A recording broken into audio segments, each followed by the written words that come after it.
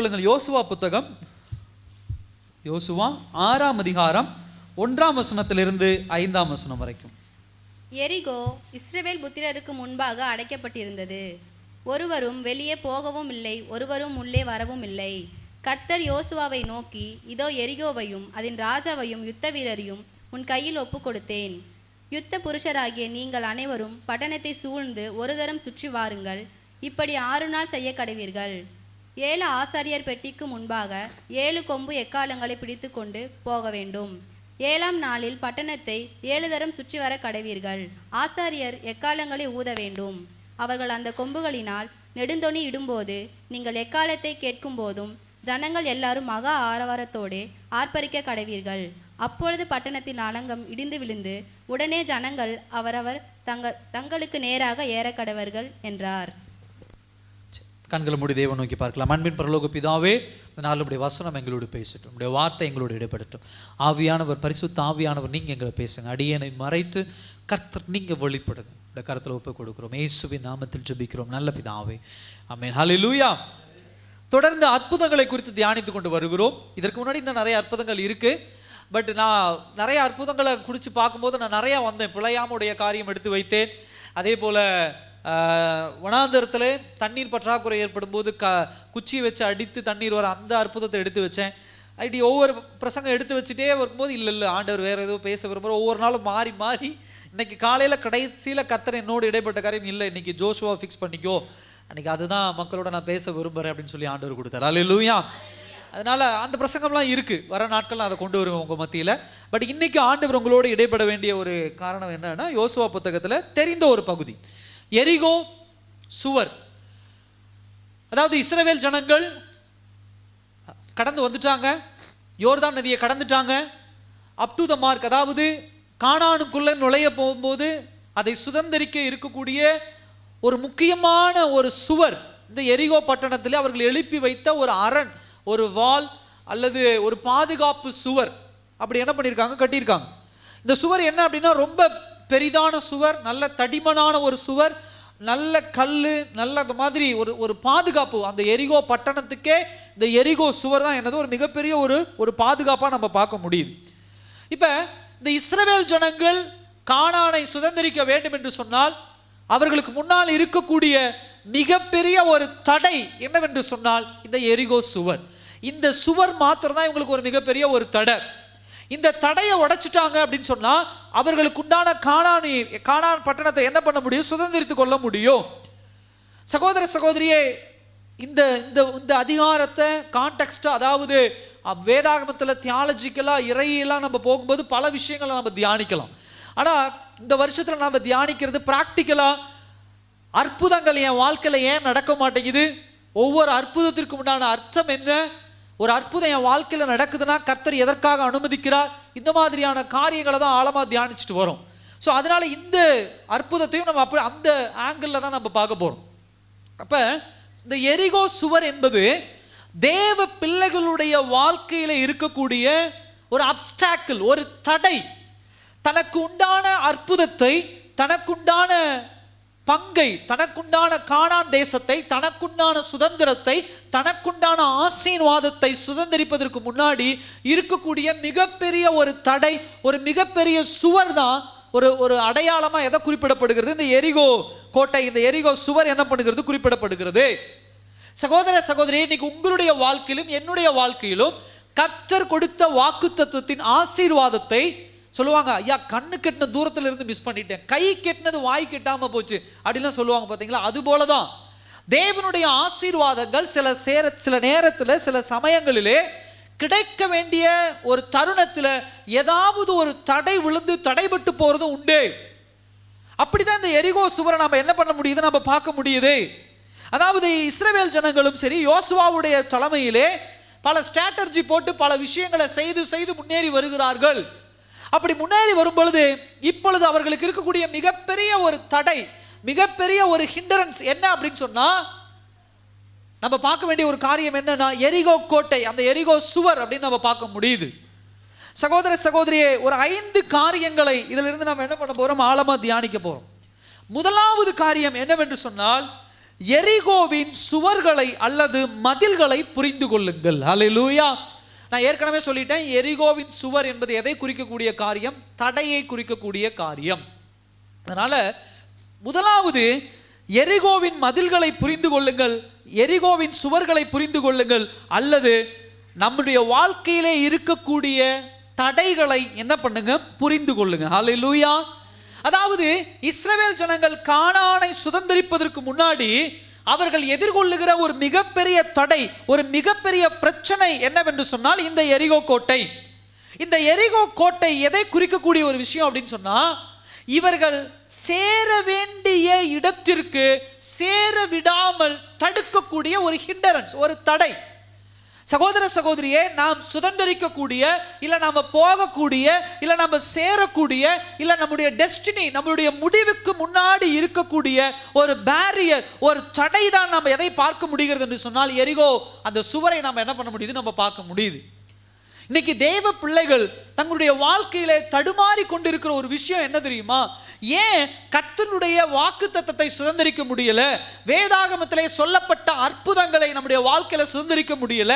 இல்ல சபையில நம்ம கூட இருக்கக்கூடிய ஜனங்கள் அற்புதங்களை ருசி பார்க்கிறார்கள், அதிசயங்களை ருசி பார்க்கிறார்கள், ஆனா என் வாழ்க்கையில அது நடக்க மாட்டேங்குது, நடக்கிற மாதிரி வருதுங்க ஐயா, அது அப்படியே காணாம போயிருதுங்க ஐயா அப்படின்னு சொல்லி அற்புதத்தை கண்ணோக்கி கொண்டு இருக்கிற தேவ பிள்ளைகளே, நீங்கள் அற்புதம் தடைபடுகிற, இல்ல அற்புதத்தை தடைபடுத்தி கொண்டிருக்கிற சுவர்களை உங்களுடைய வாழ்க்கையில நீங்க எப்ப பார்க்க ஆரம்பிக்கிறீங்களோ அப்பொழுதுதான் அந்த சுவர்களையும் தடைகளையும் உடைத்து உங்களுக்குண்டான அற்புதத்தை ருசி பார்க்க முடியும். அல்லேலூயா. ஒவ்வொரு மனுஷனுடைய வாழ்க்கையிலும் அந்த தடைகள் உண்டு. நான் கிறிஸ்தவனா மாறிட்டேன், ஞானஸ்தானம் எடுத்துட்டேன், அபிஷேகம் பெற்றுட்டேன், திருவிருந்து எடுத்துட்டு இருக்கிறேன், அதை செய்யறேன், இதை செய்யறேன், இதெல்லாம் செய்தாலும் பிராக்டிக்கலா ஒவ்வொரு நாளும் தினந்தோறும் நம்முடைய வாழ்க்கையில ஏதோ ஒரு காரியம், ஏதோ ஒரு ரகசியமான ஒரு காரியமோ இல்ல உலகம் அறிந்த காரியமோ ஏதோ ஒன்று நம்முடைய வாழ்க்கையிலே நாம் சேர வேண்டிய இடத்தை சேர விடாமல் தடுத்து கொண்டே இருக்கிறது. ஆவிக்குரிய வாழ்க்கையிலே, கிறிஸ்தவ வாழ்க்கையிலே ஒரு ஃபுல் ஃப்ளட்ஜா, அதாவது ஒரு முழுதுமாக அர்ப்பணிக்கப்பட்ட ஒரு வாழ்க்கை வாழ முடியாமல் இப்படிப்பட்ட எரிகோ கோட்டைகள் எனக்கு முன்னாடி எழுந்து நிற்குதுங்க ஐயா.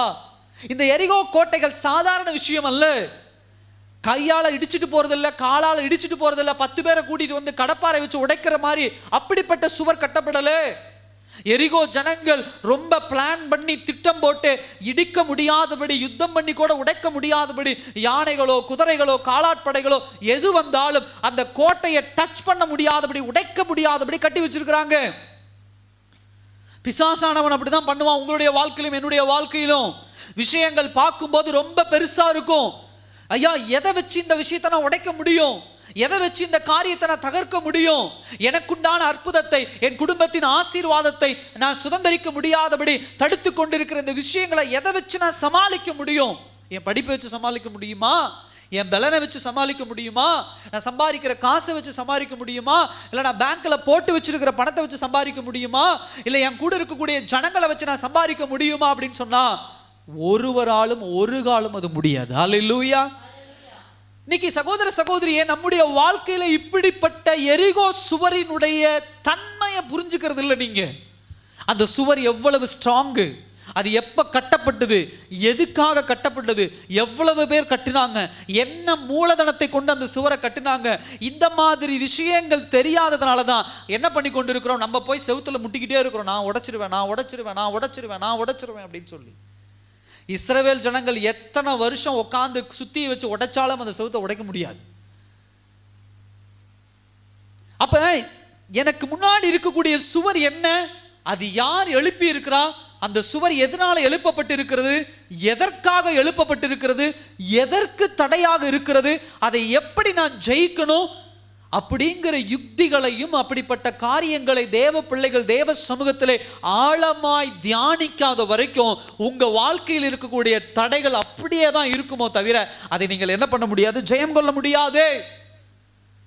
இந்த எரிகோ கோட்டைங்கிறது சாதாரண கோட்டை கிடையாது. ஸ்டப்பன் அப்படின்னு சொல்லுவாங்க. ஸ்டப்பன் அப்படின்னு சொன்னா ரொம்ப கடினமான, அழுத்தமான அப்படின்னு சொல்லுவாங்க. கடினமான ப்ராப்ளம்ஸ், அதை உடைக்க முடியாது. யாராலும் அதை என்ன பண்ண முடியாது? ஒன்றும் பண்ண முடியாது. பெனிட்ரேட் அப்படின்னு சொல்லுவாங்க. ஊடுருவி என்ன பண்ண முடியாது? செல்ல முடியாது. இன்னைக்கு நம்முடைய ஒவ்வொரு வாழ்க்கையிலும் அப்படிப்பட்ட ஒரு சேலஞ்சஸ் இருக்கு, அப்படிப்பட்ட ஒரு காரணிகள் இருக்கு. அதை எக்காரணத்தை கொண்டு நாம் ஜெயம் கொள்ள முடியாது. சில சில மனுஷங்களை பார்த்து நம்ம சொல்ல முடியும், இவ்வளோ கடினமான ஆட்களா இருக்கிறீங்களேங்கய்யா, ஏதாவது ஒரு ஒரு ஒரு சம்பவம் நடந்தால் கூட கொஞ்சம் கூட உங்களுக்கு மனசு இலங்கலையே அப்படின்னு சில பேர்த்த நம்ம சொல்கிறோம்.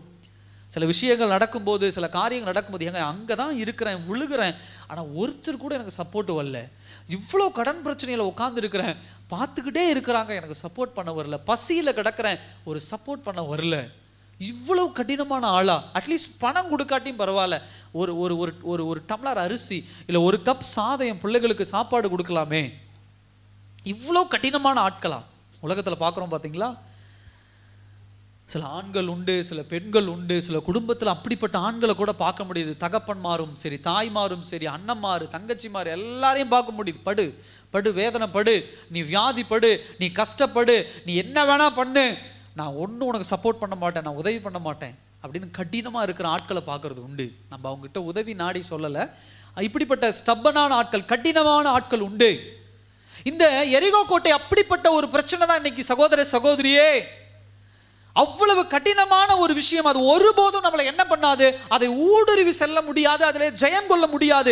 இந்த மாதிரி நமக்கு முன்னாடி இருக்கக்கூடிய தடைகளை ஆழமா புரிஞ்சுக்கணும். 2 விஷயம் சொல்லியிருக்கேன். 3வது விஷயம் என்ன அப்படின்னு சொன்னா, இந்த சுவர் எதை குறிக்கிறது அப்படின்னு சொன்னா, ஆவிக்குரிய வாழ்க்கையில எதிரியாகவும் அதே போல மாம்ச வாழ்க்கை அல்லது உலக வாழ்க்கையில் இருக்கக்கூடிய எதிரியாக தான் பார்க்கணும். சுவர் நம்ம தடைன்னு ஒரு பாயிண்ட் குறிச்சாலும் இன்னொரு பாயிண்ட் எப்படி பார்க்கணும் அப்படின்னா, அது ஒரு எனிமிட்டி அப்படின்னு சொல்லுவாங்க, எதிரி. உங்களை அதுக்கு அடுத்த ஸ்டெப் எடுத்து வைக்க விடாதபடி உங்களை தடுக்கிற ஒரு விஷயம். சில நேரத்தில் ஐயா ஜெபம் பண்ண முடியல, எல்லா விஷயத்திலும் நான் ஸ்ட்ராங்கா இருக்கேன், 10 நிமிஷம் ஜெபம் பண்ணா தூக்கம் வந்துடுது, 10 நிமிஷம் ஜெபம் பண்ணா என்னை அறியாமே நான் என்ன பண்ணிடுறேன் அப்படின்னா டயர்ட் ஆயிரம், ஒரு போர் அடிச்சிருது, ஒரு அரை மணி நேரம் பைபிள் படிக்க முடியல, ஏதாவது ஒரு வேலை வந்துடுது.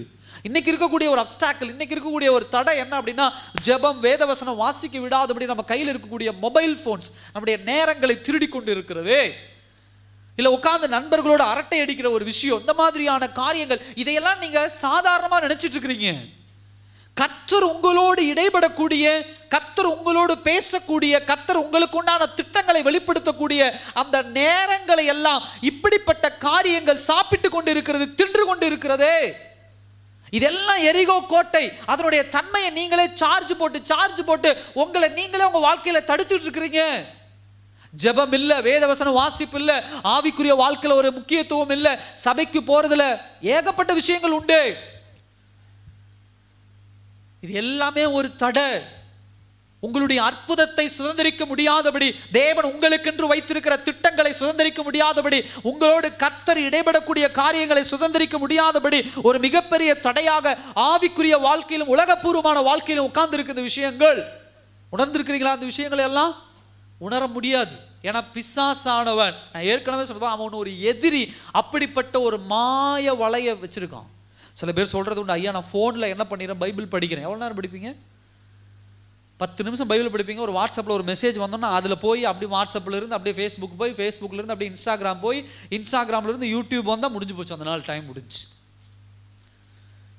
பைபிள் இல்லை, வேற எந்த விஷயம் இல்லை, ஃபோன்லேயே நான் பாட்டு கேட்குறேங்க ஐயா. ஃபஸ்ட்டு பாட்டு கேட்பீங்க, 2வது பாட்டு கேட்பீங்க, 3வது பாட்டு பார்த்தா சினிமா பாட்டு போயிட்டுருக்கும். உலக பிரகாரமான இன்ன காரியங்கள் என்ன பண்ண போயிட்டுருக்கோம், ஸ்டேட்டஸ் பார்த்துட்டு உட்காந்துருப்போம். ஜனங்களோட உட்காந்து பேசும்போது ஆரம்பத்தில் ஏதோ ஒரு காரியம் பேசினாலும் அப்புறம் அடுத்த காரியம் போய் பார்த்தா நேரம் முடிஞ்சிடும். எங்கள் வீட்டுக்காரர் வந்துடுவாருங்க, எனக்கு வேலை முடிச்சு நான் கிளம்புறேன், இல்லை நான் வீட்டுக்கு போகணும், என் மனைவி பார்க்க போகணும் அப்படின்னு சொல்லிட்டு என்ன பண்ணிடுறோம், நம்ம கிளம்பிடுறோம். கர்த்தருக்கும் உங்களுக்கும் உண்டான ஒரு குவாலிட்டி டைம், கர்த்தருக்கும் உங்களுக்கும் உண்டான ஒரு தனித்துவமான நேரங்களை இப்படிப்பட்ட காரியங்கள் மிகப்பெரிய தடையாக அமர்ந்து கொண்டு இருக்கிறது. ஆனா அதுல கவனிக்க வேண்டிய விஷயம் என்னன்னா, அதை தடை என்பதை நீங்கள் உணராமல் அதிலேயே என்ன பண்ணிக்கிட்டு இருக்கிறீங்க, லயித்து போயிருக்கிறீங்க, அதிலேயே ஆழமா போயிட்டு இருக்கிறீங்க. அது என்ன விஷயமா வேணா இருக்கலாம்.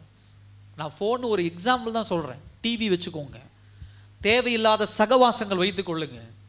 நம்ம அடிக்கடி சொல்றது உண்டு, நம்முடைய வாழ்க்கையில ஒரு பர்சனை நம்ம அனுமதிக்கிறோம், ஒரு ஆளை நம்ம கிட்ட நெருங்க விடுறோம்னா தயவு செய்து எச்சரிக்கையா இருங்க.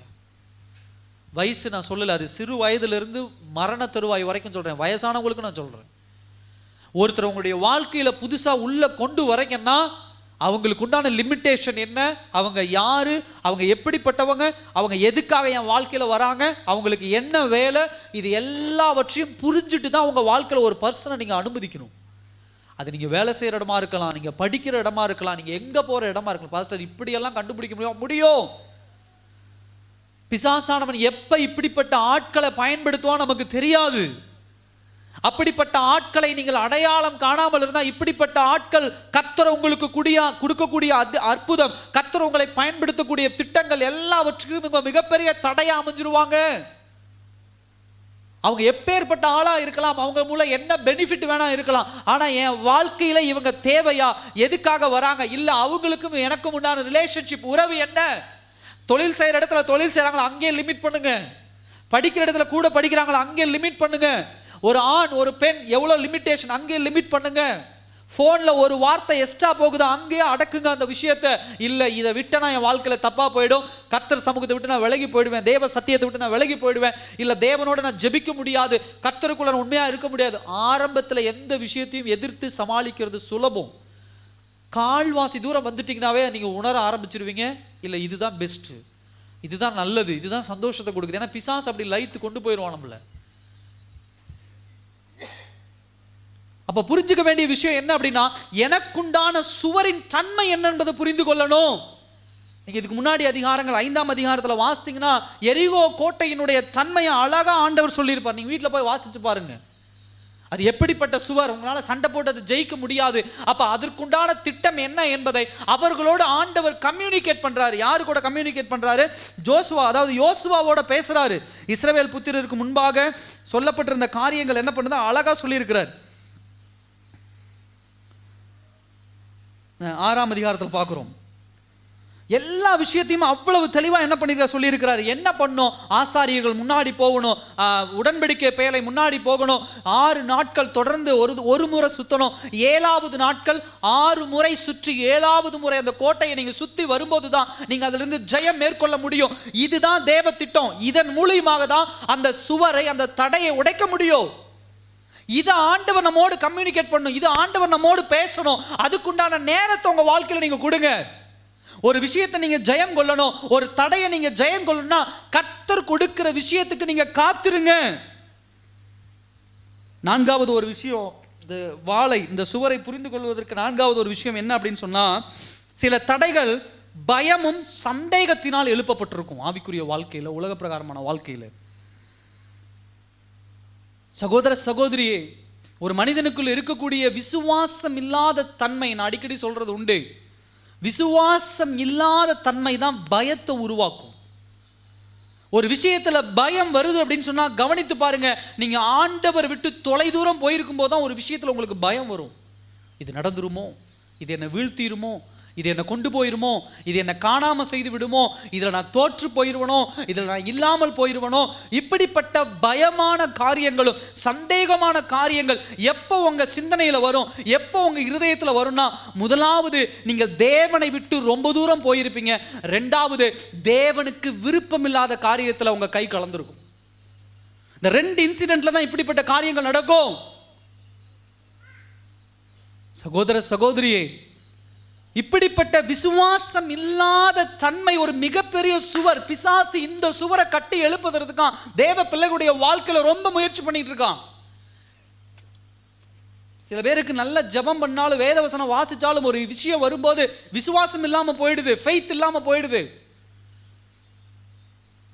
அடிக்கடி சொல்றது உண்டு, கடந்த வாரத்தில் பிரசங்கத்தில் கூட சொன்னேன், பயத்தினுடைய டார்கெட்டே விசுவாசம் தான்.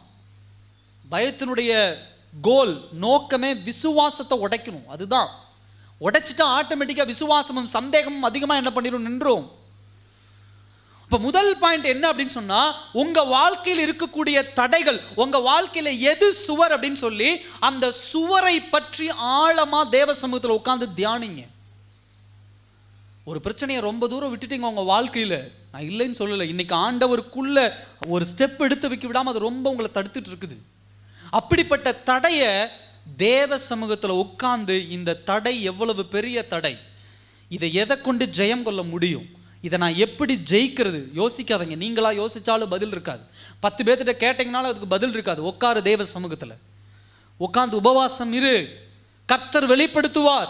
இந்த தடையை இதனால தான் மேற்கொள்ள முடியும். உன் வாழ்க்கையில் இருக்கக்கூடிய இந்த சுவரை நீ உடைக்கணும் அப்படின்னு சொன்னா கர்த்தர் இடைப்பட்டால் மாத்திரம்தான் உடைக்க முடியுமோ தவிர வேற எந்த ஸ்டெப் எடுத்து வச்சாலும் யார் உதவி பண்ணாலும் அதை உடைக்க முடியாது. கர்த்தர் உனக்கென்று வைத்திருக்கிற சுதந்திரத்தை சுதந்திரிக்க முடியாம கானான் தேசத்தை தூரத்திலிருந்து வேடிக்கை பார்த்துட்டு போற பிள்ளையா நம்ம மாறிடுவோம். கர்த்தருடைய ஆசீர்வாதத்தை வேடிக்கை பார்த்துட்டு போற பிள்ளையா நம்ம மாறிடுவோம்.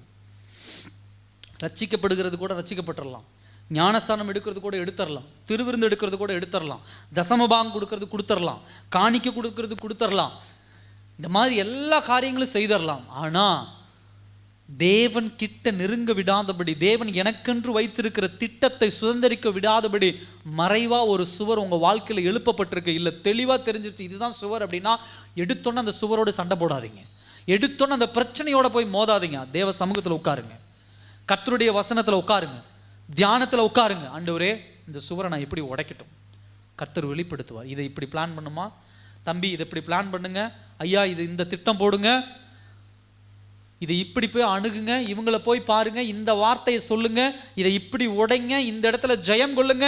தேவன் அழகா வெளிப்படுத்துவார். உங்க சுவர் என்னன்னு தெரியாம நீங்க போய் முட்டிக்கிட்டே இருக்காதீங்க. இப்போ நம்ம கட்டியிருக்கிற சுவரெல்லாம் பார்த்தீங்க அப்படின்னு சொன்னால் சாதாரண ஒரு ஹாலோ பிளாக்கல்ல கட்டின ஒரு சுவர். இதை சிம்பிளாக நம்ம பாருங்கள், அங்கங்கே விரிசல் விட்டு இருக்குது, நல்லா 4 பேர் நின்று எட்டி உதச்சா விழுந்துரும். அவ்வளோதான் இதனுடைய தடிமன், இதனுடைய ஸ்ட்ரென்த் இவ்வளோதான். இதை காட்டிலும் அடுத்த ஒரு செங்கல்ல கட்டக்கூடியது இருக்குது, ஆற்று மணலில் செங்கல், அது இன்னும் கொஞ்சம் ஸ்ட்ராங். அதை என்ன பண்ணுவாங்க, மிஷின் வச்சு தான் உடைப்பாங்க. இதை காட்டி இன்னும் ஸ்ட்ராங்கான கற்கள்லாம் இருக்குது, கருங்கல்லாம் வச்சு கட்டுவாங்க, அதெல்லாம் உடைக்கவே முடியாது. இப்போ இதை எட்டி உதச்சி உடைச்சிட்டோம் காலில். அங்கே ஒருத்தர் என்ன பண்ணியிருக்கிறாரு, கருங்கல்ல வச்சு என்ன பண்ணியிருக்காரு, ஒரு செவுறு கட்டியிருக்கிறார். வாங்க 4 பேர் இப்போ எட்டி உதச்சி உடைக்கலான்னா என்ன ஆகும், காலு தான் உடையும், நமக்கு தான் இன்னும் அடிபடும், இன்னும் நமக்கு தான் வேதனை படும், செவுறு உடையாது. அப்ப ஸ்டடி பண்ணணும். என்ன ஸ்டடி பண்ணணும், இந்த செவர் ஹாலோ பிளாக்ல கட்டப்பட்ட செவர், இந்த செவர் செங்கல்ல கட்டப்பட்ட செவர், இந்த சுவர் கல்ல, இந்த கல்லுல கட்டப்பட்ட கருங்கல்ல கட்டப்பட்ட சுவர். அப்ப இந்த செவரை இந்த ஹாலோ பிளாக், அதாவது இந்த கல்லால கட்டப்பட்ட சுவரை காலில் உதைச்சு உடைச்சிடலாம், செங்கல்ல கட் பண்ணது சுத்தியோ இல்லை மிஷின் வச்சோ ட்ரில் பண்ணி உடைச்சிடலாம். அப்ப ஹாலோ அந்த கருங்கல்ல கட்டப்பட்ட செவர் எப்படிங்க ஐயா உடைக்கிறது, முடியாதுங்க ஐயா, ஜேசிபி கூப்பிடுங்க, அது இடிக்கட்டும், 4 இடி இடிச்சாதான் அந்த சுவர் உடையும், அது அதுக்கு தான். அப்ப எந்த விஷயம் என்ன சுவர்னு ஆராயாம நம்ம போய் முட்டி மோதிட்டு இருக்க கூடாது. அப்ப அதுக்குண்டான பதில் தேவ சமூகத்தில் இருக்கு. இது எப்படிப்பட்ட சுவர், இதை எப்படி ஜெயம் கொள்ளணும், இதை எப்படி மேற்கொள்ளணும் அப்படின்னு சொல்லி அப்படி மேற்கொண்டீங்கன்னா தான் அந்த சுவரை உடைச்சு கர்த்தர் உங்களுக்கென்று வைத்திருக்கிற அற்புதத்தை, கர்த்தர் உங்களுக்கென்று வைத்திருக்கிற திட்டத்தை, கர்த்தர் உங்களுக்கென்று வைத்திருக்கிற மேன்மையை நீங்களும் நான் சுதந்திரிக்க முடியும். சுவர் எவ்வளவு பெருசா வேணா இருந்துட்டு போகுது. அல்லேலூயா. பாஸ்டர் ரொம்ப பெருசா போயிடுச்சு சுவர், ஒன்றும் பண்ண முடியாது பாஸ்டர், ரொம்ப நாள் விட்டுட்டேன், இப்போ என்ன பண்ணிட்டோம், கவலைப்படாது. இன்னைக்கு உட்கார தேவ சமூகத்தில் கர்த்தர் பேசுறத அப்படியே கீழ்ப்படிங்க. 2 மனசோட உட்காராதீங்க. ஆண்டவர் வேணும்னு சொல்றாரா வேணும், வேண்டான்னு சொல்றாரா வேண்டாம், இதை இவங்க இந்த இடத்துல விட்டு கொடுன்னு சொல்றாரா விட்டு கொடு, இந்த இடத்துல விட்டு கொடுக்காதுன்னு சொல்றாரா விட்டு கொடுக்காத, இங்க போய் இப்படி பேசுனா போய் தைரியமா பேசு, இங்க பேசாதன்னா அமைதியா உட்காந்துரு. கர்த்தர் காரியத்தை வாய்க்க பண்ணுகிறவர். ஹல்லேலூயா. ஃபர்ஸ்ட் பாயிண்ட் அது. 2வது பாயிண்ட் என்ன அப்படின்னா, உங்கள் எரிகோ மதில்களை இடிப்பதற்குண்டான உத்திகள், இடிப்பதற்குண்டான காரணிகள், அதை முதல் தெரிஞ்சுக்கணும். 2வது பாயிண்ட் அது. ஃபர்ஸ்ட் என்ன அப்படின்னு சொன்னா, தேவனுடைய இன்ஸ்ட்ரக்ஷன், ஆண்டவர் என்ன சொல்றாரோ கண்ணை மூடிட்டு என்ன பண்ணும், கேள்வி கேட்காம கீழ்ப்படிதல் வேணும். அல்லேலூயா. சத்தமா சொல்லுங்க, கீழ்ப்படிதல் வேணும். இப்போ எரிகோ கோட்டை இருக்குது. இப்போ இந்த எரிகோ கோட்டையை இன்னைக்கு நீங்களும் நானுமே வச்சு, நம்ம சபை மக்கள், நம்மலாம் ஒரே குடும்பம், நம்ம தான் இஸ்ரவேல் ஜனங்கள். இப்போ நம்ம நடந்து போய்கிட்டு இருக்கிறோம், ஒரு சுவர் இருக்குது, சுவரை கடந்து போனால் தான் அந்த பக்கம் நம்ம ஊர் காணான்னு வச்சுக்கோங்க. இப்போ நம்மளுடைய சிந்தனை எப்படிப்பட்ட சிந்தனையாக இருக்கும் சொல்லுங்க, எப்படி யோசிப்பீங்க, யோசிக்க மாட்டீங்களா? என்ன பண்ணுவீங்க? இந்த பைபிளை மறந்துடுங்க ஐயா, பைபிளை மறந்துடுங்க, எல்லாத்தையும் மறந்துடுங்க. இந்த எரிகோ கோட்டை இருக்குது, நீங்களும் நானும் அங்கே நிற்கிறோம், எரிகோ கோட்டை நிற்கிது, அதுக்கு அந்த பக்கம் கானான் தேசம், ஆண்டவரையும் மறந்துடுங்க. இப்போ நீங்களும் நானும் எப்படி யோசிப்போம், அந்த பக்கம் போகணுன்னா என்ன யோசிப்போம், செவரை இடிக்கணும். செவரை இடிக்கணும்னா என்ன பண்ணோம், எப்பா ஏதாவது கம்பு மாதிரி பெருசாக ரெடி பண்ணுங்க, இடிப்போம். இல்லை நம்மளுடைய காலமாக இருந்தால் எப்பா ஜேசிபி 10 ஜேசிபி கூப்பிடுங்க, காசெல்லாம் கொண்டாங்க, ஜேசிபி 10 கூப்பிடுங்க அப்படி சொல்லுவோம். இல்லை அப்படின்னு சொன்னால் என்ன பண்ணுவோம், பக்கத்து நாடு கூட என்ன பண்ணுவோம், யுத்தம் பண்ணணும், வேறு ஏதாவது ஷார்ட்கட் வழி இருக்கான்னு பார்க்கலாம். இல்லை ஒருத்தர் மேலே ஒருத்தர் நின்று அந்த சுவர் ஒரு 50 அடி இருக்குதுன்னா அப்படி தாண்டி போய் மேலேருந்து என்ன பண்ணலாம், குண்டு போட்டு இல்லைன்னா அம்படிச்சு அவனுங்களை வீழ்த்திட்டு அதுக்குன்னு ஒரு நுழைவாயில் இருக்கும், அதை அந்த வழியாக வந்து திறந்து என்ன பண்ணிடலாம், வெளியும். மனுஷனுடைய திங்கிங் இவ்வளோதான். ஏன்னா மனுஷன் யோசிக்கிற விஷயம் இதுதான். ஆனால் ஆண்டவர் என்ன சொல்கிறாரு, ஆண்டவர் என்ன சொல்கிறாரு, 6 நாள் டெய்லி ஒரு முறை இப்படி என்ன பண்ணு, சுற்றிட்டு வந்து படுத்துக்கும், உட்காந்துக்கும். திங்கக்கிழமை ஒரு சுத்து, செவ்வாய்க்கிழமை ஒரு சுத்து, புதன்கிழமை ஒரு சுத்து, வியாழக்கிழமை ஒரு சுத்து. அப்போ சனிக்கிழமை 7வது நாள் வருது, 7வது நாள் மட்டும் என்ன பண்ணு, 7 சுத்து சுத்து, 2 இல்லை 7 சுத்து, 7 சுத்து சுத்துப்பா, எரிகோ கோட்டை இடிஞ்சு விழுந்துரும். யார் சொன்னா, ஆண்டவர் சொல்லி கொடுக்குறாரு. இப்போ இந்த விஷயத்தை நீங்களும் நானும் கேட்டால் என்ன சொல்லுவோம், ஐயா இதெல்லாம் வந்து எப்பேற்பட்ட, அதுக்கு என்ன பண்ணலாங்க ஐயா, ஆளுக்கு ஒரு சுற்றி எடுக்கலாம், ஒவ்வொரு சுற்றி போகும்போது ஒவ்வொரு இடத்துல அடித்தா கூட சின்ன ஓட்டையாவது என்ன பண்ணலாம், போடலாம். யாராவது இப்படி நடந்து நடந்து இப்படி கோட்டையை இப்படி சுற்றிக்கிட்டே இருந்தால் 7வது நாள் சுவர் இடிஞ்சு விழுந்துருமா, அந்த பக்கம் நம்ம போயிடுவோமா, இதெல்லாம் நடக்கிற விஷயமா? ஹல்லேலூயா. இப்படி தான் நீங்களும் நானும் ஒரு வேளை இருந்திருந்தால் சிந்தித்திருப்போம், சிந்தித்து இல்லாமல் இருக்கலாம், எப்படி வேணும் நடந்திருக்கலாம். ஆனால் இஸ்ரவேல் ஜனங்கள் பாருங்க, ஆண்டவர் ஃபில்டர் பண்ணி வடிகட்டி இப்போ ஒரு கூட்டத்தை கொண்டு வந்து நிறுத்தி இருக்கிறாரு. இது எப்படிப்பட்ட கூட்டம் அப்படின்னா, ஆண்டவர்கிட்ட கேள்வியே கேட்காம அவர் என்ன சொல்றாரோ அதை செய்யற கூட்டம். ஹல்லேலூயா. பார்த்தா உலகத்துக்கு முட்டாளா தான் தெரியும். எரிகோ கோட்டையில மேல இருந்து ஒருத்தன் எட்டி பார்ப்பான், என்னையா பண்றான், ஐயா இன்னைக்கு என்னமோ, இன்னைக்கு சுத்துறானுங்களா, ஏதோ திட்டம் போடுறானுங்க, வால் எப்படி சுவர் எப்படி இருக்குது திட்டம் போடுறான். எரிகோ கோட்டையில் இருக்கக்கூடிய ராஜா ஜனங்கள்லாம் பேசிப்பானுங்க, ஐயா அது. அடுத்த நாள் என்னையா பண்றானுங்க, ஐயா அதே ட்ரெஸ்ஸு அதே இது மாதிரி மறுபடியும் இன்னைக்கு சுற்றுறானுங்களா, எதுக்கு சுற்றுறானுங்க, சரி வேறு ஏதாவது திட்டம் வச்சுருப்பானுங்க. 3வது நாள் ஐயா என்னடா பண்ணுறானுங்க அவங்க, ஐயா இன்னைக்கு பைத்தியக்காரனாட்ட சுற்றிக்கிட்டே இருக்கிறானுங்க அப்படின்னு. அவன் என்ன, இவனுக்கு என்ன பைத்தியம் பிடிச்சி சாட்டுறது, வனாந்தரத்தில் நடந்து, சரி விடு 6 நாள் சுற்றி அவனுங்களே மயக்கம் போட்டு விழுந்துருவானுங்க, நம்ம எடுத்து அடக்கம் பண்ணிடலாம். எதிரி நாட்டுக்காரன்னு இப்படி தான் சிந்திச்சிருப்பான். ஆனால் தேவன் அங்கு செயல்பட போகிறார், கர்த்தருடைய கரம் செயல்பட போகிறது, அதற்கு நான் கீழ்ப்படியணும் அப்படிங்கிற ஒரு கீழ்ப்படிதல் தான் ஆண்டவர் அங்கே எதிர்பார்க்கிறார். அல்லேலூயா. உங்க வாழ்க்கையில என் வாழ்க்கையில தடைகளை ஆண்டவர் உடைக்கணும்னா, நீங்களும் நானும் ஏதோ பெரிய அளவில் யோசித்து ஒரு ஒரு ஒரு 400 பக்கம் நோட்டு வாங்கி 1 இதை செய் 2 இதை செய், அதெல்லாம் தேவையில்லை. ஆண்டவருடைய சமூகத்தில் போய் உட்கார்ந்து ஆண்டவர் இதை செய்யணும். உலக மனுஷன் பார்க்கும்போது உங்களை என்னை பைத்தியக்காரன் சொல்லுவோம். அல்லேலூயா. இவன் இப்படி பண்ணிக்கிட்டு இருக்கிறான் பைத்தியக்காரன், இவன் முட்டாளாட்டு இருக்குது. பைபிள் அப்படி தான் இருக்கும், எல்லா விஷயங்களும் அப்படி தான் இருக்கும். கல்லை கொண்டு போய் கோலியாத் அடிங்கிறார் ஆண்டவர், இத்திலுண்டு கூழாங்கல், சிரிப்பான் பார்க்குறவன். இன்னொரு இடத்துல பார்க்குறோம் மிகப்பெரிய சண்டை, என்ன சொல்கிறாரு, 300 பேர் கிளம்பிக்கம்பா, 300 சட்டி எடுத்துக்கோங்க. என்னது சட்டி, சின்ன சட்டி எடுத்துக்கோங்க, நான் சொல்கிற நேரம் டமார்னு சட்டி போட்டு உடைங்க. அந்த எதிரி நாடு என்ன பண்ணிடும், எல்லாம் அவனுங்களை வெட்டிட்டு செத்துருவாங்க அப்படிங்கிறது. இது எப்படியா நடக்கும்? அல்லேலூயா. செயல் என்னமோ சிம்பிளான செயல் தான் நம்ம செய்கிறோம், ஆனால் செயல்படுறது யாரு, கர்த்தர் செயல்படுகிறார். அல்லேலூயா. அப்போ முதல் காரியம் என்ன அப்படின்னு சொன்னால், தேவன் என்ன சொல்கிறாரோ அதுக்கு மறுமொழி கேட்காம கண்ணை மூடிட்டு என்ன பண்ணிடணும், கீழ்ப்படிஞ்சிடணும். 2வது ஒரு விஷயம் என்ன அப்படின்னு சொன்னால், ஒரு மனிதனுடைய கீழ்ப்படிதலுக்கு ரொம்ப அவசியமானது நிலையான விசுவாசம். அல்லேலூயா. என்ன விசுவாசங்க? பர்சிஸ்டன்ட் அப்படின்னு சொல்லுவாங்க. ஒரு நிலையான விசுவாசமும் அதே போல பேஷன்ஸ், பொறுமையும். ஒரு நிலையான விசுவாசம் ஆரம்பத்தில் தொடங்கும் போது உங்களுடைய ஃபெய்த், உங்களுடைய விசுவாசம் எப்படி இருக்கிறதோ அதுதான் கடைசி வரைக்கும் என்ன பண்ணணும், இருக்கணும். விசுவாசம் என்ன பண்ணக்கூடாது, மேலையும் கீழே நம்ம வீட்டு வாட்டர் டேங்க் மாதிரி ஏறி இறங்கிட்டு இருக்க கூடாது. இன்னைக்கு நல்ல விஷயம் நடக்குது, ஆண்டவருக்குள்ள விசுவாசமா இருக்க, ஃபெய்த்ஃபுல்லா இருக்க அப்படிம்போம். நாளைக்கு ஏதாவது ஒரு பிரச்சனை வந்தோன்னு, ஆண்டவர் பார்த்தீங்களா கை விட்டுட்டாரு, ஆண்டவர் கண் இருக்கா, ஆண்டவர் காது இருக்கா, இத்தனை வருஷம் ஆண்டவருக்காக நான் வாழ்ந்து பார்த்தேன், ஆண்டவர் கை விட்டுட்டாரு. ஒரு நாள் நடந்தேன், செவுரு உடையில. 2வது நாள் நடந்தேன், செவுரு உடையில.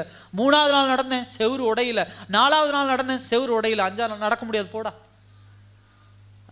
7வது நாள் எப்பா 6 தடவை நடந்துட்டேன்யா, 6 ரவுண்டு தொடங்கப்பட்ட இடத்துல 6 ரவுண்டு வந்துட்டேன், செவுரு உடையில. இனி நடந்தா என்ன, நடக்காம போனா என்னன்னு உட்கார்ந்துருக்கலாம். இந்த ஜனங்கள் சோர்ந்து போகல. ஹல்லேலூயா. எஸ், ஆண்டவர் சொல்லியிருக்கிறாரு 6 நாள் நடக்க சொல்லியிருக்கிறாரு. 7வது நாள் 6 முறை நடந்து 7வது முறை வரும் பொழுது எரிகோ கோட்டை விழுன்னு ஆண்டவர் சொல்லியிருக்கிறாரு. இது கேட்கறதுக்கு முட்டாள்தனமா இருக்கலாம். ஆனா நான் நிலையான விசுவாசம் கொண்டு அதே ஃபோர்ஸோட, அதே ஃபெய்த்தோட, அதே விசுவாசத்தோட தொடர்ந்து நடந்து நடந்து நடந்து நடந்து நிற்கும் போது கண்டிப்பா ஆண்டவர் ஜெயத்தை தருவார். அல்லேலூயா. தடைகளை நீ ஜெயிக்க முடியும்.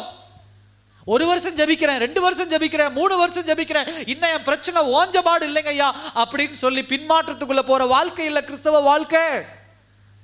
கர்த்தர் ஒரு காரணத்தை வச்சிருக்கிறார், கர்த்தர் ஒரு திட்டத்தை வச்சிருக்கிறார். பொறுமையோடு தேவ சமூகத்துல காத்திரு, ஆண்டவர் தருவார். சில விஷயங்களை நம்ம புரிந்து கொள்ள முடியாது, கர்த்தர் ஏன் தாமதிக்கிறாருன்னு. அந்த விஷயங்கள் நாள் கழிச்சு நடக்கும் பாருங்க, அப்பதான் புரிந்து கொள்வீங்க. ஓ, இதனாலதான் ஆண்டவர் தாமதிக்கிறாரா. நாம நினைச்சு கேட்கிற விஷயத்தை எல்லாம் கிடைச்சிருச்சு அப்படின்னு சொன்னா நீங்கள் நானும் நினைச்சுக்கலாம் சந்தோஷமா இருப்பான்னு. இல்ல, அது நம்ம இருக்கிற சந்தோஷத்தை சமாதத்தை கெடுத்து குட்டிச்சவர் ஆக்கிரும். அப்ப நான் கேட்கிற காரியத்தை கர்த்தர் அனுமதிக்கல அப்படின்னு சொன்னா, ஒன்று, நான் கேட்கிற காரியத்திற்குண்டான மற்ற காரியங்களையும் என்னையும் ஆண்டவர் தயார் செய்து கொண்டிருக்கிறார். நான் பெற்றுக்கொள்ள வேண்டிய காரியம் எனக்கு சமாதானமாய் சந்தோஷமா என்ன பண்ணணும், அமையணும். அல்லேலூயா. ஒரு விஷயம் நம்முடைய வாழ்க்கையில வருது அப்படின்னு சொன்னா, சில விஷயங்களை நம்முடைய வாழ்க்கையிலிருந்து அது இடத்த காலி பண்ணும்.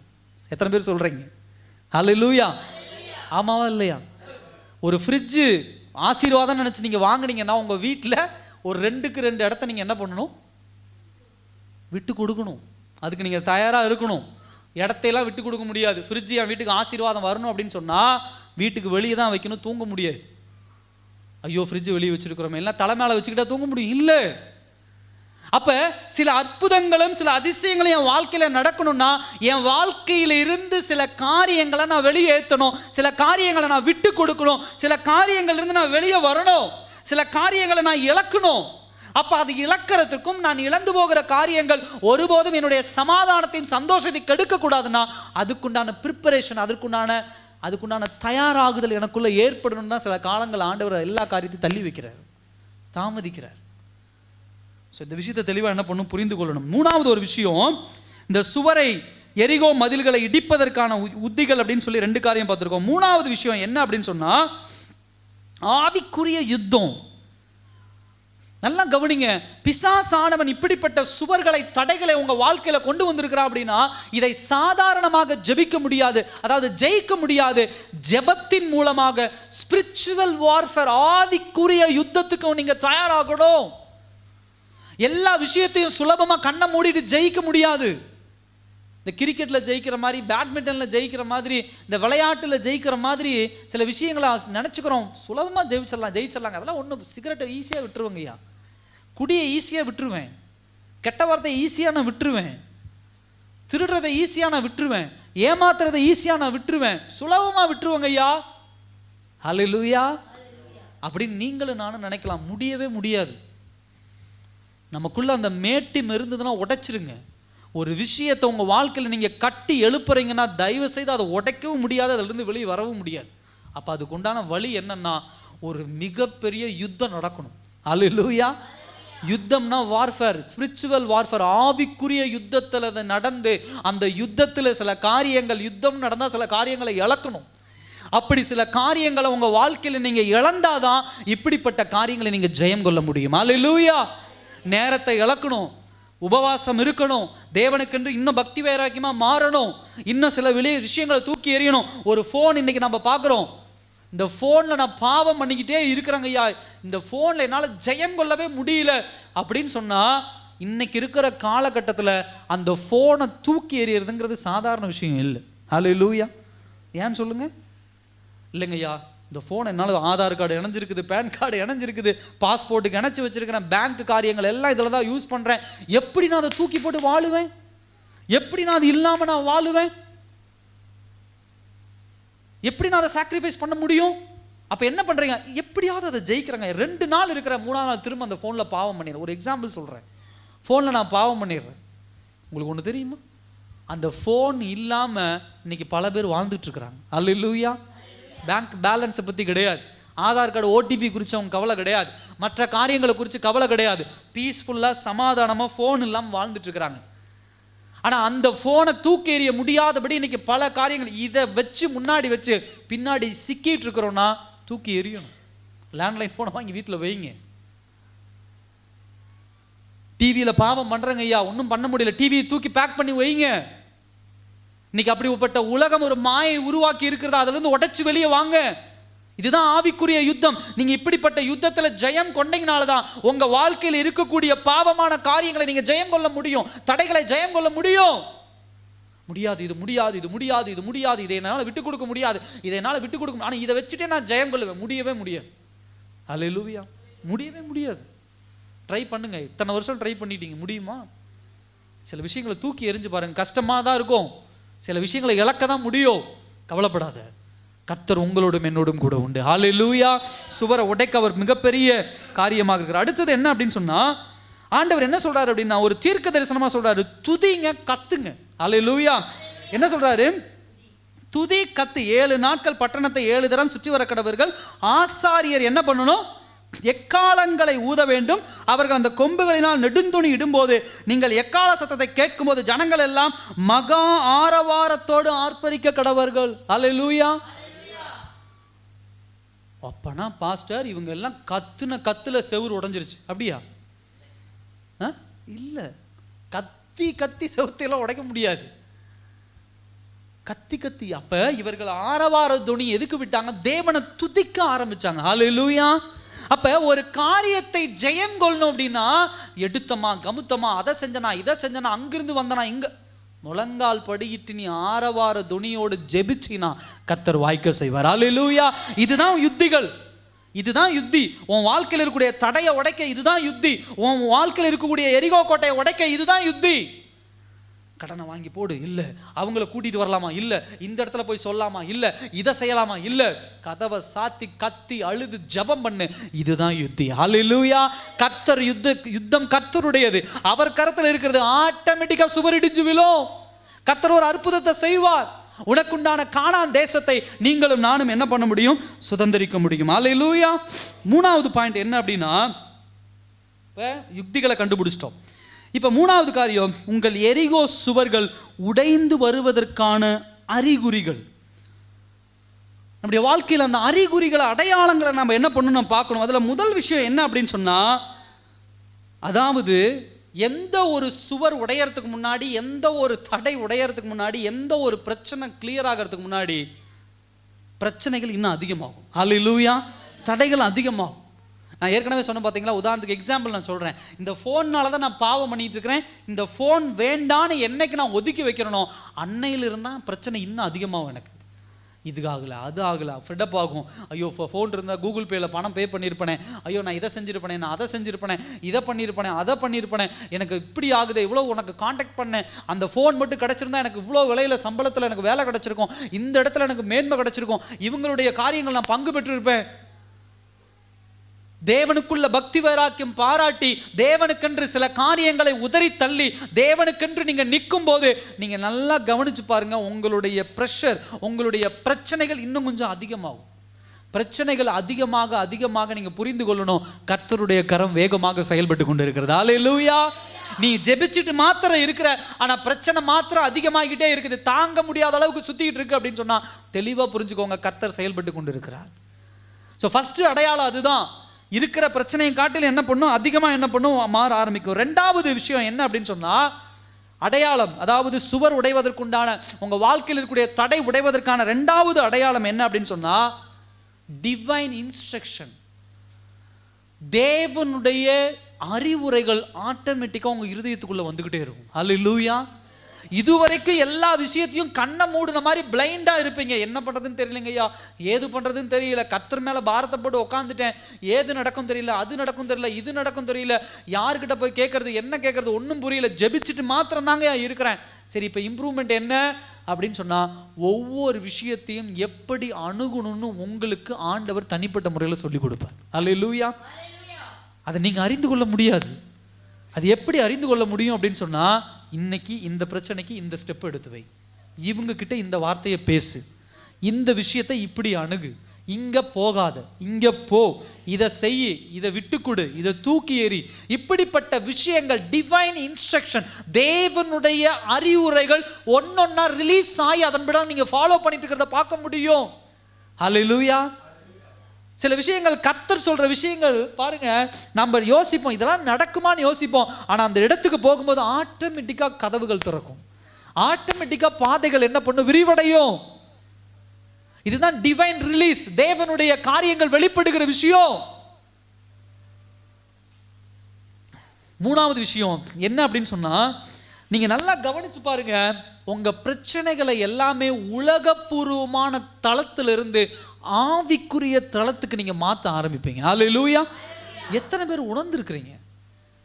ஒரு பிரச்சனைக்கு இன்னைக்கு உலகத்துல இவன் நமக்கு எதிரி, இவன் நமக்கு ஆகாதவன், இவன் நமக்கு சண்டை அப்படின்னு சொன்னா, இவன் நமக்கு எதிராக செயல்படுறானா உலகபூர்வமா நம்ம என்ன பண்ணுவோம்?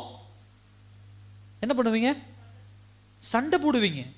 ஆனா நல்லா கவனிச்சு பாருங்க, எல்லா பிரச்சனையும் நம்ம பழைய ஆள் மாதிரி நீ என்னடா பெரிய ஆளா, நான் என்னடா பெரிய ஆளுன்னு சண்டை போடாம, யார் என்ன பேசினாலும் ஏது பேசினாலும் அதை ஆவிக்குரிய தளத்துக்கு கொண்டு வந்து ஜெபத்தில் கொண்டு வந்து பழகுவீங்க. கோவப்பட மாட்டீங்க, அவங்கள ஏற்று பேச மாட்டீங்க, அவங்க உங்களை அவமானப்படுத்தினா நீங்கள் அவங்க அவமானப்படுத்த மாட்டீங்க, அவங்க உங்களை கெட்ட வார்த்தை பேசுனாலும் நீங்கள் சிரிச்சுக்கிட்டு அமைதியாக வருவீங்க, அவங்கள அப்படியே தூக்கிட்டு காலையில் ப்ரேயரில் வருவீங்க.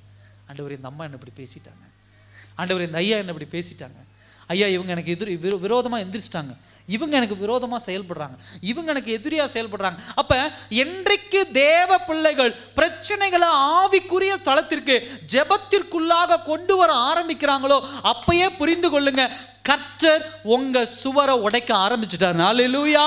அது ஒரு மிகப்பெரிய ஒரு ட்ரைனிங், ஒரு மிகப்பெரிய பயிற்சி. அது இந்த உலகத்தில் அப்படி சும்மா இருக்க முடியாது. ஒருத்தர் நம்மளை பேசும்போது, ஒருத்தர் நம்மளை தாங்கி கொள்ள முடியாமல் அவங்களுக்கு முன்னாடி உடஞ்சு போகிற பிள்ளைகளாக இருப்போம், இல்லை அவங்களோட சண்டை போடுற பிள்ளைகளாக இருப்போம், அவங்கள தூக்கி எறிகிற பிள்ளைகளாக இருப்போம், இந்த மாதிரியான காரியங்களை செய்கிறவங்களா தான் இருப்போம். ஆனால் ஆண்டவருக்குள்ள கொண்டு வர, ஜெபத்துக்குள்ள கொண்டு வர, ஆவிக்குரிய அட்மாஸ்பியர், ஆவிக்குரிய சூழ்நிலைகளுக்குள்ள பிரச்சனைகளை கொண்டு வர ஆரம்பிச்சிட்டிங்கனாவே நீங்கள் தெளிவாக தெரிந்து கொள்ளுங்க, கர்த்தர் உங்களை பலப்படுத்திட்டார்னு அர்த்தம். ஹல்லேலூயா. உலகத்தை தாங்கி ஆவிக்குரிய வாழ்க்கையிலே ஜெயம் கொள்ளுகிற பிள்ளைகள் இந்த உலகத்திலும் ஜெயம் கொள்ளுகிற பிள்ளையா இருப்பாங்க. ஹல்லேலூயா. இவங்க போய் மற்ற தேசத்தோடு சப்போர்ட் கேட்கல, ஆண்டவர்கிட்ட போகிறாங்க, ஆண்டவர் நாங்கள் என்ன பண்ணட்டும், எரிகோ கோட்டை நிற்கிது, இது எங்களால் ஜெயம் கொள்ள முடியாது, நீங்கள் என்னன்னு சொல்லுங்கள். உடனே கர்த்தர் பேச ஆரம்பிக்கிறார், இதை செய்யுங்க, இதை பண்ணுங்க. விளையாட்டாக இருக்கும், பைத்தியக்காரத்தனமாக இருக்கும், முட்டாள்தனமாக இருக்கும், ஆனால் கர்த்தர் சொன்னதை அப்படியே செய்கிற பிள்ளைகளாக நம்ம என்ன பண்ணிடுவோம், மாற ஆரம்பிச்சிருவோம். ஹல்லேலூயா. அதே போல் அடுத்த ஒரு விஷயம் என்னென்னா, இதுலேயே இந்த உத்திகள்னு சொல்கிறோம் பார்த்தீங்களா, இந்த விஷயம் அடையாளங்கள் சொல்கிறோம் பார்த்தீங்களா, அதில் அடுத்த கடைசி ஒரு விஷயம் என்ன அப்படின்னு சொன்னால், அதாவது விசுவாசம் உங்களுக்குள்ள வளர்றத நீங்க எப்படி அடையாளப்படுத்த முடியும் அப்படின்னு சொன்னா, அன்யூஷுவல் ஃபேக்ட்ஸ் அப்படின்னு சொல்லுவாங்க. அதாவது இயற்கைக்கு அப்பாற்பட்ட சம்பந்தம் இல்லாத காரியங்களை செய்ய பழகுற பிள்ளைகளா மாறிடுவோம். ஹல்லேலூயா. சத்தமா சொல்லுங்க.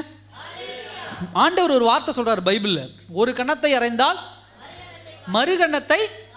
இது யூசுவலான விஷயம் கிடையாது, சகஜமான விஷயம் கிடையாது.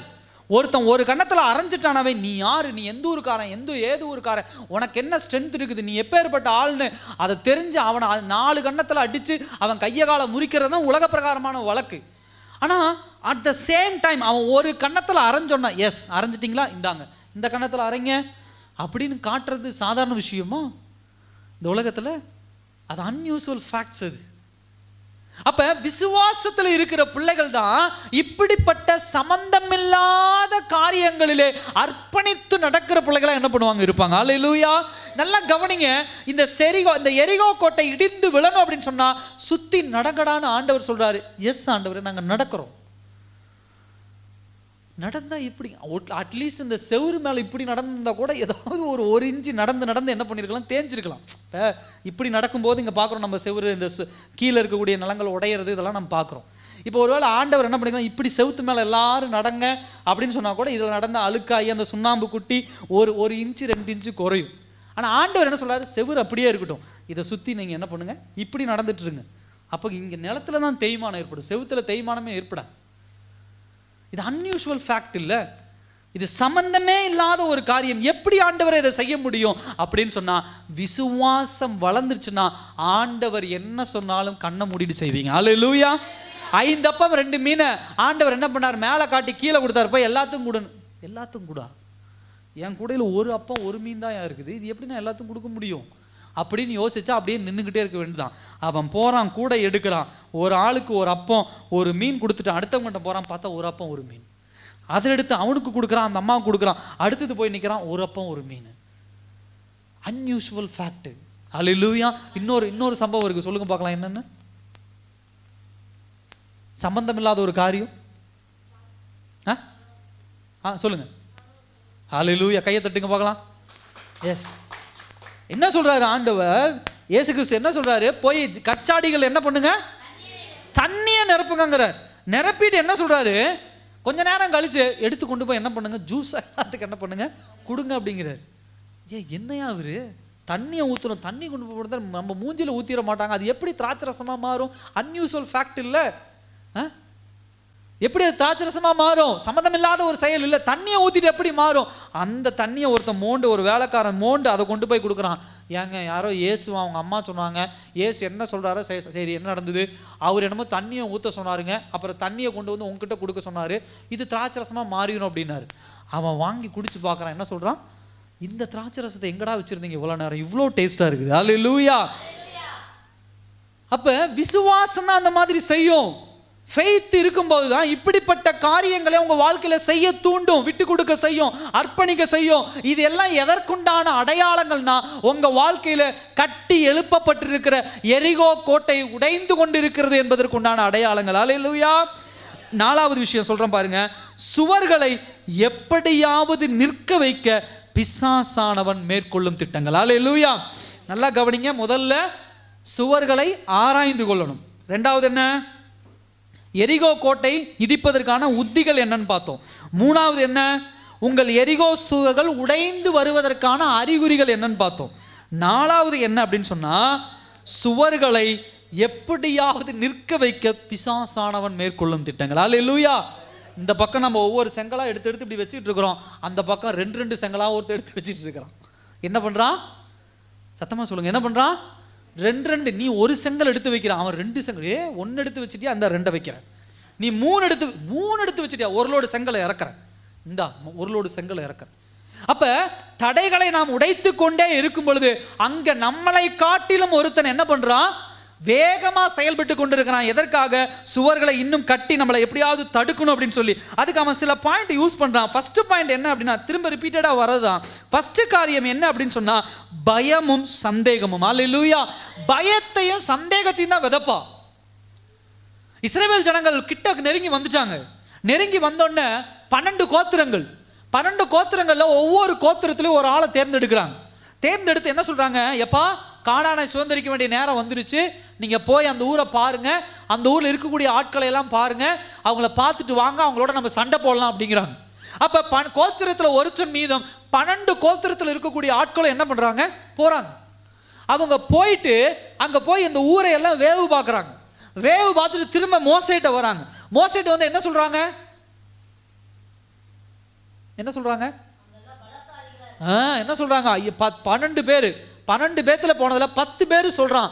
என்ன சொல்றான், ஐயோ அங்க எல்லாம் ஆள் ஹைட்டா இருக்கிறானுங்க, பலசாலியா இருக்கிறானுங்கப்பா, அவனுங்களெல்லாம் ஜெயிக்க முடியாதுன்னு சொல்லி 10 பேர் சொல்றான். ஒரு 2 பேர் மாத்திரம் தான் சொல்றான், இல்ல கண்டிப்பா அந்த தேசத்தை நாம் சுதந்திரிக்க முடியும். யார் சொல்றா? யோசுவாவும் காலேபும் மாத்திரம் தான் சொல்றாங்க, இல்ல நம்ம என்ன பண்ணிடலாம், கண்டிப்பா அந்த தேசத்தை கானானியர், ஏத்தியர், எபூசியர், பெர்சியர் இவங்கெல்லாம் இருக்கிறாங்க, அவங்களை அடிச்சு கொண்டு நம்ம அந்த தேசத்தை சுதந்திரிச்சலாம். 2 பேர் சொல்றான். ஆனா 10 பேர் சொல்றான், இல்ல முடியவே முடியாது அப்படிங்கிறான். இந்த 10 பேர் செங்கடல் 2ஆக பிளக்கும் போது தூங்கிட்டாங்களா? இருந்தாங்க. மன்னாவை ஆண்டவர் கொடுத்தாரு, அப்ப தூங்கிட்டாங்களா? கூட தான் இருந்தாங்க. காடைகள் கீழ்காற்றில் வந்துச்சு, அப்போ ஊருக்கு போயிட்டாங்களா? கூட தான் இருந்தாங்க. அதுக்கப்புறம் நிறைய இன்சிடென்ட் சொல்லலாம். மாறாவின் நீர் மதுரமா மாறுச்சு, அப்போ எங்க இருந்தாங்க? கூட தான் இருந்தாங்க. அப்ப நல்லா கவனிங்க, இவனுங்க என்ன பண்ணிருக்காங்க, பிசாசானவன் சந்தேகத்திற்குரிய காரியங்களை எழுப்பி எழுப்பி எழுப்பி அவங்களுக்குள்ள என்ன பண்ணிட்டான், ஒரு பயத்தை கொண்டு வந்துட்டான். ஐயோ அவனுங்க மோசமானவனா இருக்கானுங்க, பெரிய ஆளா இருக்கிறானுங்க, அவனுங்களை போய் நம்ம என்ன பண்ண முடியாது, ஜெயம் மேற்கொள்ள முடியாது. அல்லேலூயா. இது யார் இன்டியூஸ் பண்றா, பிசாசானவன். கர்த்தர் சில விஷயங்களை அவங்க வாழ்க்கையில சொல்றாரு அப்படின்னு சொன்னா, அதை குறித்து சில பயமான காரியங்கள், சந்தேகமான காரியங்கள் வருது அப்படின்னு சொன்னா எச்சரிக்கையா இருங்க. ஆபிரகாமை கூப்பிட்டு ஆண்டவர் சொன்னாரு, ஆபிரகாம் உன் இனத்தையும் உன் தேசத்தையும் உன் ஊரையும் விட்டு நீ என்ன பண்ண, காண்பிக்கும் தேசத்துக்கு நீ போ அப்படின்னு சொன்னார். எல்லாத்தையும் விட்டுட்டு கிளம்புடா அப்படின்னாரு. அப்படி கிளம்பும் போது ஆபிரகாம் ஒருவேளை பயந்து இருந்திருந்தானா, சந்தேகம் வந்திருந்தா, இன்னைக்கு ஆபிரகாமுடைய சந்ததியாக நீங்களும் நானும் நின்றுக்க முடியாது. அல்லேலூயா. ஆபிரகாம் விசுவாசத்தினுடைய தகப்பனா இருந்திருக்க முடியாது. அப்ப பிசாசானவன் நல்லா கவனிங்க, இந்த வேலையை தான் பிசாசு பார்த்துட்டு இருப்பான். பயத்தின் ஆவியை உங்களுக்குள்ள விதைச்சுக்கிட்டே இருப்பான். பாவத்தினுடைய வேலை அதுதான். ஒரு பாவத்தை செய்ய என்னைக்கு உனக்குள்ள துணிகரம் வருதோ அந்த நிமிஷத்திலிருந்து உனக்குள்ள பயம் வர ஆரம்பிச்சிடும். உங்களுக்கும் எனக்கும் சேர்த்து சொல்றேன், பாவம் செய்ய துணிகரம் இருக்கும், ஆனா அந்த பாவத்தை மேற்கொள்வதற்கு துணிகரம் வரவே வராது, தைரியம் வரவே வராது, பயம்தான் வரும். நல்லா கவனிச்சு பாருங்க, அதை ஜெயிக்கிறதுக்கு துணிவு வராது, தைரியம் வராது, பயம்தான் வரும். அப்ப எங்கெங்க அந்த தைரியத்தை ஏர்ன் பண்ண முடியும், சம்பாதிக்க முடியும் அப்படின்னு சொன்னா தேவ சமூகத்துல. அல்லேலூயா. ஏன்னா நம்ம பாவம் செய்ய அனுமதிக்கப்பட்ட உடனே பிசாசானவன் உள்ள வந்துடுறான். பிசாசானவன் உள்ள வந்த உடனே, பிசாசு வந்தா அந்த இடத்துல என்ன உருவாகும், என்ன உருவாகும், பயம் உருவாகும். கலவரம் இல்ல, பயம் உருவாகும். அல்லேலூயா. அதுக்கு ஒரு அடையாளம் சொல்லுங்க.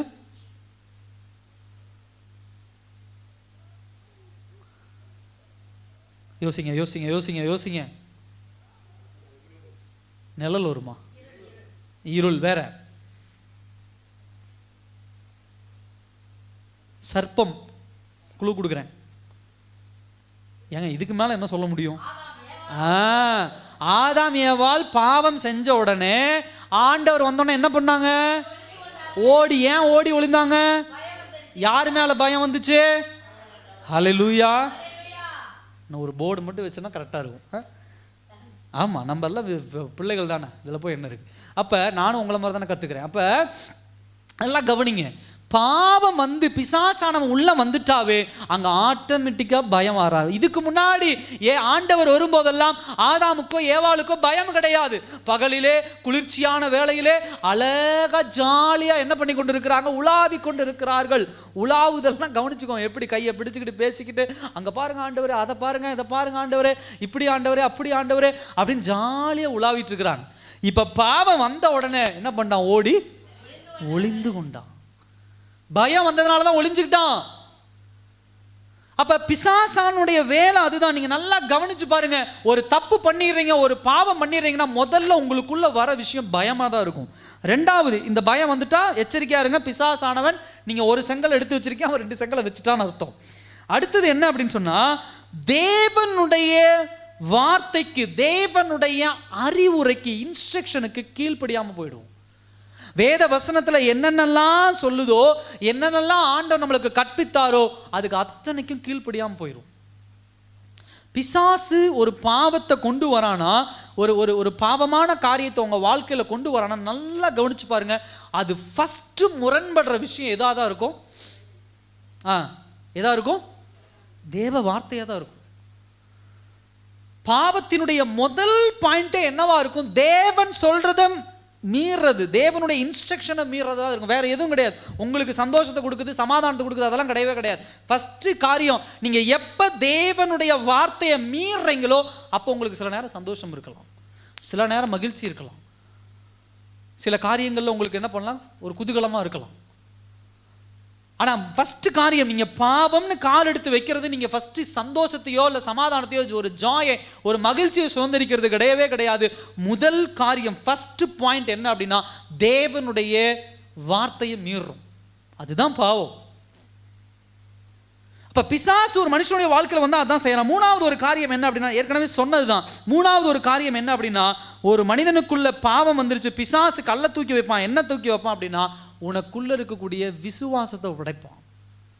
இத்தனை நாளாக ஆண்டவர் தான் இயேசு தான் எல்லாமே, ஆண்டவர் தான் சொன்ன ஆட்கள் இப்போ ஆட்டோமேட்டிக்காக மனுஷனை தேடி போக ஆரம்பிச்சிருங்க. அவர்கிட்ட போனால் வேலை கிடைக்கும், இவர்கிட்ட போனால் சப்போர்ட் கிடைக்கும், இவர் போனால் உதவி செய்வார், இந்த இடத்துல போய் கேட்டால் கடனுக்கு ஏதாவது வட்டி கிட்டி கிடைக்கும், அது கிடைக்கும், இது கிடைக்கும்னு சொல்லி என்ன பண்ணிடுறீங்க, விசுவாச குறைபாடை உலகபூர்வமாக சுத்த ஆரம்பிச்சிருவோம். ஒரு காலத்தில் ஆண்டவர் ஆண்டவர் ஆண்டவர் ஆண்டவர்னு சொன்ன வாயெல்லாம் இப்போ அவங்க, இப்போ இவங்க, அந்த அம்மா, அந்த ஐயா, அந்த வட்டிக்காரர், இந்த ஊருக்காரர், இவர், என் சொந்தக்காரங்க, இப்படி வாய் போக ஆரம்பிச்சிடும். இதெல்லாம் பிசாசானுடைய குறிகள். அடுத்தது 5வது பாயிண்ட் நான் சொல்லி முடிக்க விரும்புகிறேன். என்ன அப்படின்னு சொன்னால், உங்களுடைய வாழ்க்கையில் எப்படி அந்த ஜெயத்தை, நீங்கள் பெற்றுக்கொண்ட ஜெயத்தை எப்படி தக்க வைத்துக் கொள்வது. ஹல்லேலூயா. ஒவ்வொன்றா சொல்லிட்டு வரேன். இந்த சுவரை நான் சொல்கிறேன், பெரிய சுவர் கொஞ்சம் கொஞ்சமாக தான் உடைச்சிட்டு வரோம், ஆண்டவர் உடைச்சிட்டு வர. அப்போ கொஞ்சம் கொஞ்சமாக உடைச்சிட்டு வரும்போது சுவர் இன்னும் உடஞ்சிட்டு தான் வரணுமோ தவிர, ஒரு கல் உடைச்சா பிசாசு 2 கல் தூக்கி வச்சிடக்கூடாது. அப்போ ஐயா என்ன பண்ணிட்டோம், 10 கல் இருக்குது, ஒரு கல் உடைக்கிறேன், அடுத்தது 9ஆக மாறணும், மறுபடியும் இன்னொரு கல் உடைக்கிறேன், அது 8ஆக மாறணும், மறுபடியும் இன்னொரு கல் உடைக்கிறேன், அது 7ஆக மாறணும். இப்போ இதை நான் தக்க வைக்கணும். 7 கல்லை தக்க வச்சாதான் அடுத்த ரவுண்டில் நான் என்ன பண்ண முடியும், ஒரு கல்லை உடைக்க முடியும். அல்லேலூயா. 6 கல்லை தக்க வச்சாதான் அடுத்த ரவுண்டில் நான் 5 கல்லாக மாற்ற முடியும். இப்போ நான் தக்க வைக்காமல் விட்டுட்டேன்னா 5 6ஆக மாறும், 6 உடைக்கிறதுக்குள்ளே திணறிடுவோம், 6 7ஆக மாறும், 7 உடைக்கிறதுக்குள்ளே திணறிடுவோம், அதுக்குள்ளே பிசாசு இன்னொரு கல்லை தூக்கி வச்சிருவோம், இப்படியே தடைகளை வச்சிருவோம். அப்போ ஐயா நான் ஆண்டவர் ஜெயம் கொடுக்குறாரு, ஒவ்வொரு கல்லாக உடச்சி எடுக்கிறாருன்னு ஆண்டவர் சொன்னதில் காத்திருக்கிறேன். இப்போ நான் என்ன பண்ணணும், ஒரு 4 பாயிண்ட் சொல்லி நான் முடிக்கிறேன். முதல் காரியம், எக்காரணத்திற்கொண்டும் தேவ பிரசன்னத்தை விட்டு வெளியே போயிடக்கூடாது. அல்லேலூயா. கிறிஸ்தவ பிள்ளைகள், தேவ பிள்ளைகள் தேவ பிரசன்னத்தை விட்டு வெளியே போயிடவே கூடாது. Stay in God's presence. தேவ பிரசன்னத்துக்குள்ளேயே இருக்கணுங்க. என்ன நடந்தாலும் சரி, ஏது நடந்தாலும் சரி, தேவ பிரசன்னத்தில் இருக்கணும். ஜெபம், வேதவசனம் வாசிப்பு, தேவனுக்கு உண்டான பக்தி வைராக்கம், சபைக்கு போகிறது, இதுல எல்லாம் குறைபாடு வச்சுட்டீங்கன்னா எல்லாத்துலேயும் கொஞ்சம் கொஞ்சமாக பின்னோக்கி போயிடுவீங்க. பிசாசு அதை தான் செய்வான், உன்னை சர்ச்சுக்கு வர விடாமல் பண்ணுவான். தேவ பிரசன்னத்திலிருந்து ஒரு 25% விலகிடுறீங்க. ஜெபம் பண்ண விட மாட்டான், ஒரு 50% விலகிடுறீங்க. பைபிள் படிக்க விட மாட்டான், ஒரு 75% விலகிடுவீங்க. அதுக்கப்புறம் தேவனுக்கென்று பக்தி வைராக்கியமாக எதையெல்லாம் இத்தனை நாள் நீ செய்யாமல் இருந்தையோ அதையெல்லாம் ஒன்று ஒன்றா செய்ய ஆரம்பிப்பேன். இப்போ 100க்கு 100 தேவனை பிரசன்னத்தை விட்டு விலகி போயிட்டோம். அப்போ ஜெயத்தை, சுவரை கொஞ்சம் கொஞ்சமாக நான் உடைச்சிட்டு இருக்கிறேன், என்னுடைய தடைகளை உடைச்சிட்டு இருக்கிறேன்னா என்ன பண்ணும், இந்த தேவனுக்குண்டான பக்தி வைராக்கியமான காரியங்கள், வேதாகமம் எதெல்லாம் சொல்லி இருக்குதோ அதில் எல்லாம் இம்மி அளவு நான் பின்னோக்கி நகரக்கூடாது. அல்லேலூயா. நான் அப்போ அப்படி இருந்தேங்க, அப்போ அப்படி இருந்தேன், அந்த காலத்தில் அப்படி இருந்தேன், 10 வருஷத்துக்கு முன்னாடி அப்படி இருந்தேன், சின்ன வயசில் அப்படி இருந்தேன், ரட்சிக்கப்பட்ட நாட்கள் அப்படி இருந்தேன். இல்லை, பரலோகம் போற வரைக்கும் நம்ம அந்த சுவரை தடையை உடைச்சுக்கிட்டு தான் இருக்கிறோம். பரலோகம் அப்படிங்கிற அந்த கானானை என்னைக்கு சுதந்திரிக்கிறோமோ அன்றைக்கு தான் முழுமையாக சுவர் உடைக்கப்பட்டு, தடைகள் உடைக்கப்பட்டு, தேவன் நமக்கென்று வைத்திருக்கிற நித்திய வாழ்க்கையை நம்ம சுதந்திரிக்க போறோம். அல்லேலூயா. அப்ப என்னுடைய வேலை என்ன அப்படின்னா, ஆரம்ப நாட்கள் இருந்து எனக்குன்னு எவ்வளோ கல் இருக்குன்னு தெரியல, ஆண்டவருடைய பலன் கொண்டு ஒன்னொன்னா உடைச்சிட்டு வர அடுத்த கல்லை உடைக்கணும், அடுத்த கல்லை உடைக்கணும், அடுத்த கல்லை உடைக்கணும், அடுத்த கல்லை உடைச்சு கடைசியா செவுரு இடிஞ்சு விழும். அந்த பக்கம் நான் சுதந்திரிக்க போகிற கானானை நான் சுதந்திரிப்பேன். அல்லேலூயா. அப்ப அது வரைக்கும் நான் என்ன பண்ணும், தேவ பிரசன்னத்திலே இருக்கணும். 5 வருஷத்துக்கு முன்னாடி உபவாசம் இருந்தாங்க ஐயா, இப்ப இல்ல, விழுந்துட்ட. முன்னையெல்லாம் 2 மணி நேரம் ஜெபிச்சேன், இப்ப 10 நிமிஷம் கூட ஜெபிக்க முடியல, விழுந்துட்ட. முன்னையெல்லாம் வாரத்தில் 4 வாரம் சர்ச்சுக்கு போயிடுவேன், இப்பெல்லாம் 2 வாரம் தான் போக முடியறது இல்லை, விழுந்துட்டீங்க. தேவ பிரசன்னத்தை விட்டு விலகிறது உங்களுக்கு அழகா தெரியும். நான் ஒன்றும் சொல்லிக் கொடுக்க தேவை கிடையாது. இல்லை யாரோ உங்கள் வீட்லேயோ யாரோ சொல்லிக் கொடு, உங்களுக்கே நல்லா தெரியும். ஆண்டவர் விட்டு நான் தூரம் போயிட்டேன். இப்போ இங்கே இருக்கிற நீங்களாகட்டும் நானாகட்டும், ஒரு நிமிஷம் யோசிச்சு பாருங்க. ரட்சிக்கப்பட்ட காலத்தில் நம்ம எப்படி இருந்தோம், ஆதி காலத்தில் நம்முடைய விசுவாசம் எப்படி இருந்தது, ஆதி காலத்தினுடைய அன்பு எப்படி இருந்தது. இன்னைக்கு இவ்வளவு பிரச்சனைகள், இவ்வளவு போராட்டங்கள், இவ்வளவு உபத்திரவங்கள், இப்படிப்பட்ட காரியங்களை விழுந்து போறதுக்கு உண்டான காரியம் என்ன, தேவ பிரசன்னத்தை விட்டு கொஞ்சம் கொஞ்சமாக நான் விலகி போனேன். எப்போ தேவ பிரசன்னத்தை விட்டு நான் விலகிறனோ அப்போ வேற எங்கேயோ ஒரு பகுதியில் நான் உள்ள என்ட்ரி ஆகிட்டு இருக்கிறேன். அல்லேலூயா. இந்த இந்த இந்த நுழைவாயிலிருந்து நான் உள்ளே வரேன் அப்படின்னா, வெளியிலிருந்து நான் உள்ளே வரேன் அப்படின்னு சொன்னால் அந்த இடத்த விட்டு வேற ஒரு இடத்துக்கு உள்ளே வந்துட்டு இருக்கிறேன். இந்த வீட்டுக்குள்ளே வர மாதிரி அது வெளியிடம். அதே போல தேவ பிரசன்னத்தை விட்டு நீ வேற ஒரு இடத்துக்குள்ள என்ட்ரி ஆயிட்டு இருக்கிறேன். நான் தெளிவா புரிஞ்சுக்கோங்க. கர்த்தருடைய சமூகத்தை விட்டு, கர்த்தர் உனக்குண்டான திட்டத்தை விட்டு பிசாசான உன்னை வேற ஒரு பக்கம் என்ன பண்ணி கொண்டு இருக்கிறான், கூட்டிட்டு போயிட்டு இருக்கிறான். ஹல்லேலூயா. அடுத்த ஒரு விஷயம் என்ன அப்படின்னு சொன்னா, பரிசுத்தத்திலும் நீதியிலும் நீதியிலும் எப்பெல்லாம் தவறி நடக்க ஆரம்பிக்கிறோமோ அப்பெல்லாம் புரிந்து கொள்ளணும், நான் தேவனை விட்டு வழி விலகி போறேன், பிசாசானவனுக்கு என்ன பண்றேன், இடம் கொடுக்குறேன் அப்படின்னு சொல்லி. அப்ப எக்காரணத்திற்கொண்டும் எந்த விஷயத்திலும் பரிசுத்தத்திற்கு இடைஞ்சல் வராத ஒரு வாழ்க்கையை தேவ பிள்ளைகள் நம்ம வாழணும். அல்லேலூயா. வேத வசனம் சொல்லுகிறது, பரிசுத்தமாகிறவன் இன்னும் பரிசுத்தம் தான் நீங்க போகணுமோ தவிர பரிசுத்தத்திலிருந்து இன்னைக்கு ஒரு நாள் விளைக்கிறேன், இன்னைக்கு ஒரு நாள் குடிச்சுக்கிறேன், இன்னைக்கு ஒரு நாள் சிகரெட் பிடிச்சுக்கிறேன், இன்னைக்கு ஒரு நாள் போய் சினிமா பார்த்துட்டு வந்துடுறேன், இன்னைக்கு ஒரு நாள் கெட்ட வார்த்தை பேசிக்கிறேன், இன்னைக்கு ஒரு நாள் ஜாலியா இருந்துக்கிறேன், இன்னைக்கு ஒரு நாள் அன்னைக்கு ஒரு நாள் ஆண்டவர் வந்துட்டா என்ன ஆயிருவீங்க? அல்லேலூயா. எதை வச்சு ஆண்டவர் நியாயம் தீர்ப்பார்? எனக்கு தெரியாம இருக்கலாம், இல்லை நான் பண்ற தவறு என்னுடைய மனைவிக்கு தெரியாம இருக்கலாம். இன்னைக்கு ஒரு நாள் மனைவி இல்லை, ஊருக்கு போயிட்டாங்க, இல்லை வேற எங்கேயோ இருக்காங்க, நான் எங்கேயோ வெளியில இருக்கேன், மனைவிக்கு தெரியவா போகுது, இன்னைக்கு ஒரு நாள் பாவம் செஞ்சுக்கலாம், ஜாலியாக இருந்துக்கலாம், ஏதாவது ஒரு தப்பு பண்ணிக்கலாம் அப்படின்னு நான் மனைவிக்கு தெரியாமல் தப்பு பண்ணிக்கலாம், எங்கள் அப்பா அம்மாவுக்கு தெரியாமல் தப்பு பண்ணிக்கலாம். ஆனால் அன்னைக்கு காலையில் நான் தப்பு பண்ணிட்டு நைட்டு போய் நான் தூங்குறதுக்கு படுக்கும்போது ஆண்டவர் வந்துட்டு என்ன ஆகுறது? ஒருவேளை உங்களுக்கு ஒரு தில் இருக்கலாம், ஒரு தைரியம் இருக்கலாம், பாஸ்டர் இவ்வளவு நாளாக நான் பாவம் பண்ணிட்டு இருக்கிறேன், ஆண்டவர் வந்துட்டாரா என்ன, அதுக்குள்ள நான் சரியாயிருவேன். இதுதான் பிசாசு கொடுக்குற தைரியம். அல்லேலூயா.